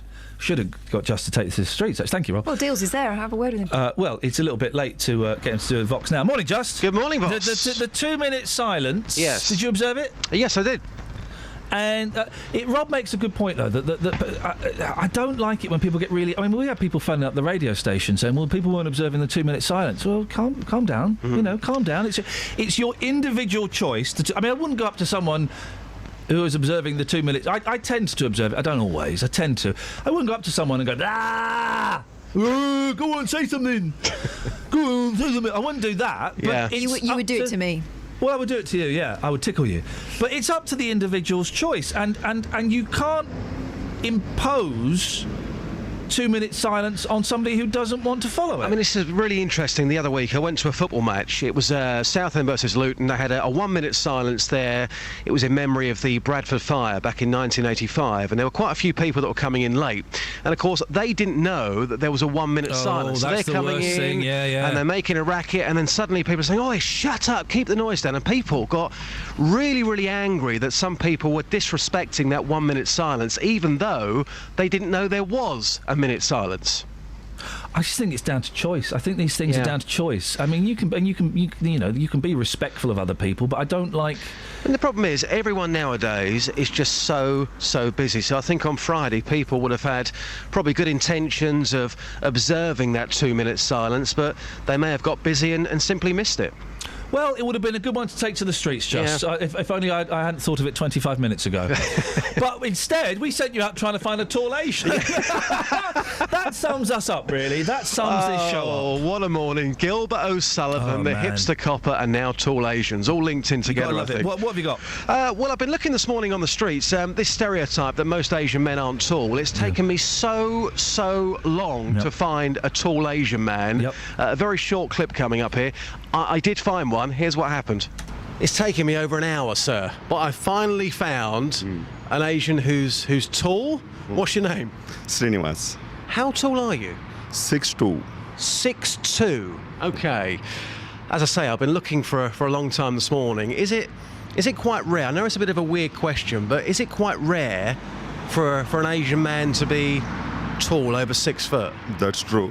Yeah, I agree on that. Okay, thanks for breaking down the stereotype. Thanks very much. Thank you. Justin Dealey breaking down stereotypes wherever he goes. 6'2". I spoke to somebody else who said to me, I know somebody who's 6'1", who's Asian that I work with, but on the whole, speaking to Asian men this morning, it's a stereotype that they go along with. Most Asian men, they are quite short. Well, Jill, you sent us that in right at the start of the show, and boy, oh boy, you've given us a lot of food for thought. So thank you, Jill. Justin, thank you, mate. Thank you, Ian. Just to explain, if someone's catching us at this point... Nah, don't. Let them think we're racist. What harm could it do us? Oh, hang on a minute. Oh, hang on a second. Jill sent us an email saying that the reason why the height restriction was reduced was to make it more equal opportunities for women and Asian men, and we thought that was an odd one because we didn't realise Asian men... There was a thing about Asian men being shorter. Justin! Thank you, boss. Ta-ta! Have a good day. Ta-ta! There we go. You got anything else? You're putting the papers away? Yeah, no, I was just tidying up. I thought we were nearly done. No. Vegetarians, page 18. I used to be a vegetarian, and I was thinking that as I was in a Malaysian restaurant on Friday night, chomping into some of the best ribs I've ever had in my flippin'... I love ribs! Oh, man! I love ribs. What was that vegetarian nonsense about for 26 years, you sucker? I said sucker. Hey. You're not helping. A fifth of Britons say they're mocked, criticised or excluded from social events because of their diet. More than 10 million of us are vegetarian, diabetic or celiac who need a gluten-free diet. Celiac? You only eat celery? Oh, God. Gluten-free. My friend's celiac. It's actually really nasty. Yeah. Over half avoid going to dinner parties or out with friends because their needs are not catered for. No, that's rubbish. That is rubbish. That is absolute rubbish. As a vegetarian, you can go and eat. You can eat perfectly well, pretty much anywhere. Did you ever have a situation where people just gave you the vegetables from a meal? Then? Yeah, and I was all right with that. That was fine. The worst one was when you go in and for a part of a roast, you get macaroni cheese as the meat for a roast. That's or pasta shells. I've had that as a roast, but yeah. What, like your 3? So what would you have preferred? Bit of nut roast. Oh, I love a bit of nut roast. Never had it. Oh, mate. Ooh. So you got raisins in it? No, mate, it's got nuts in. Otherwise it'd be a raisin loaf, you plum. Travel news for beds, cards and bugs. BBC Three Counties Radio. 2 lanes are closed on the A1M southbound between junction 6 for Welwyn Garden City and 4 for Hertford because of a bus fire, and it's causing queues from junction 8 for the A602 at Hitchin. On the M1 southbound, that's looking slow from junction 12 for Flitwick to 11 for Dunstable because of a breakdown, and Informer on the M25 anti-clockwise, it's slow around junction 16 for the M40. Elsewhere, looking at the speed sensors in Amersham, and the Gore Hill is queuing from the A413 to the A40 London Road, and it's also busy in High Wycombe on the A404 southbound from the High Wycombe Handycross roundabout towards the Bisham roundabout. On the trains, London Midland have delays through Northampton because of a signalling problem. Samantha Bruff, BBC Three Counties Radio. Thank you very much, Sammy. Thank you, everybody. Hey, don't forget, every Friday, so Friday just gone, there is a new podcast released. You can go to the BBC Three Counties website, or if you go to iTunes and type in Iain Lee BBC, it pops up. Nice comments, please. Always appreciate it. All rude ones. Just be honest. Be yourselves, guys. Be yourselves. Until tomorrow, from us, ta-ta. Local and vocal across beds, hearts and bucks. This is BBC Three Counties Radio. Thank you, Ian. Good morning. Welcome to the JVS show. I'm Jonathan Vernon-Smith. It's Monday. It's 9 o'clock. And on today's Big Phone-In, do you think the Labour Party should listen to Tony Blair? In the wake of their crushing election defeat, Tony Blair says the Labour Party must move from the left to the centre ground. He says the party must prove they are the party of ambition and aspiration, not just compassion and care. Former Labour Business Secretary Peter Mandelson agrees that Ed Miliband's move to the left was a mistake and he should never have ditched New Labour. Well, I want to hear from you this morning. Do you think the Labour Party should listen to Tony Blair? Pick up the phone, come on and have your say. Here's my telephone number. It's 08459 455 555.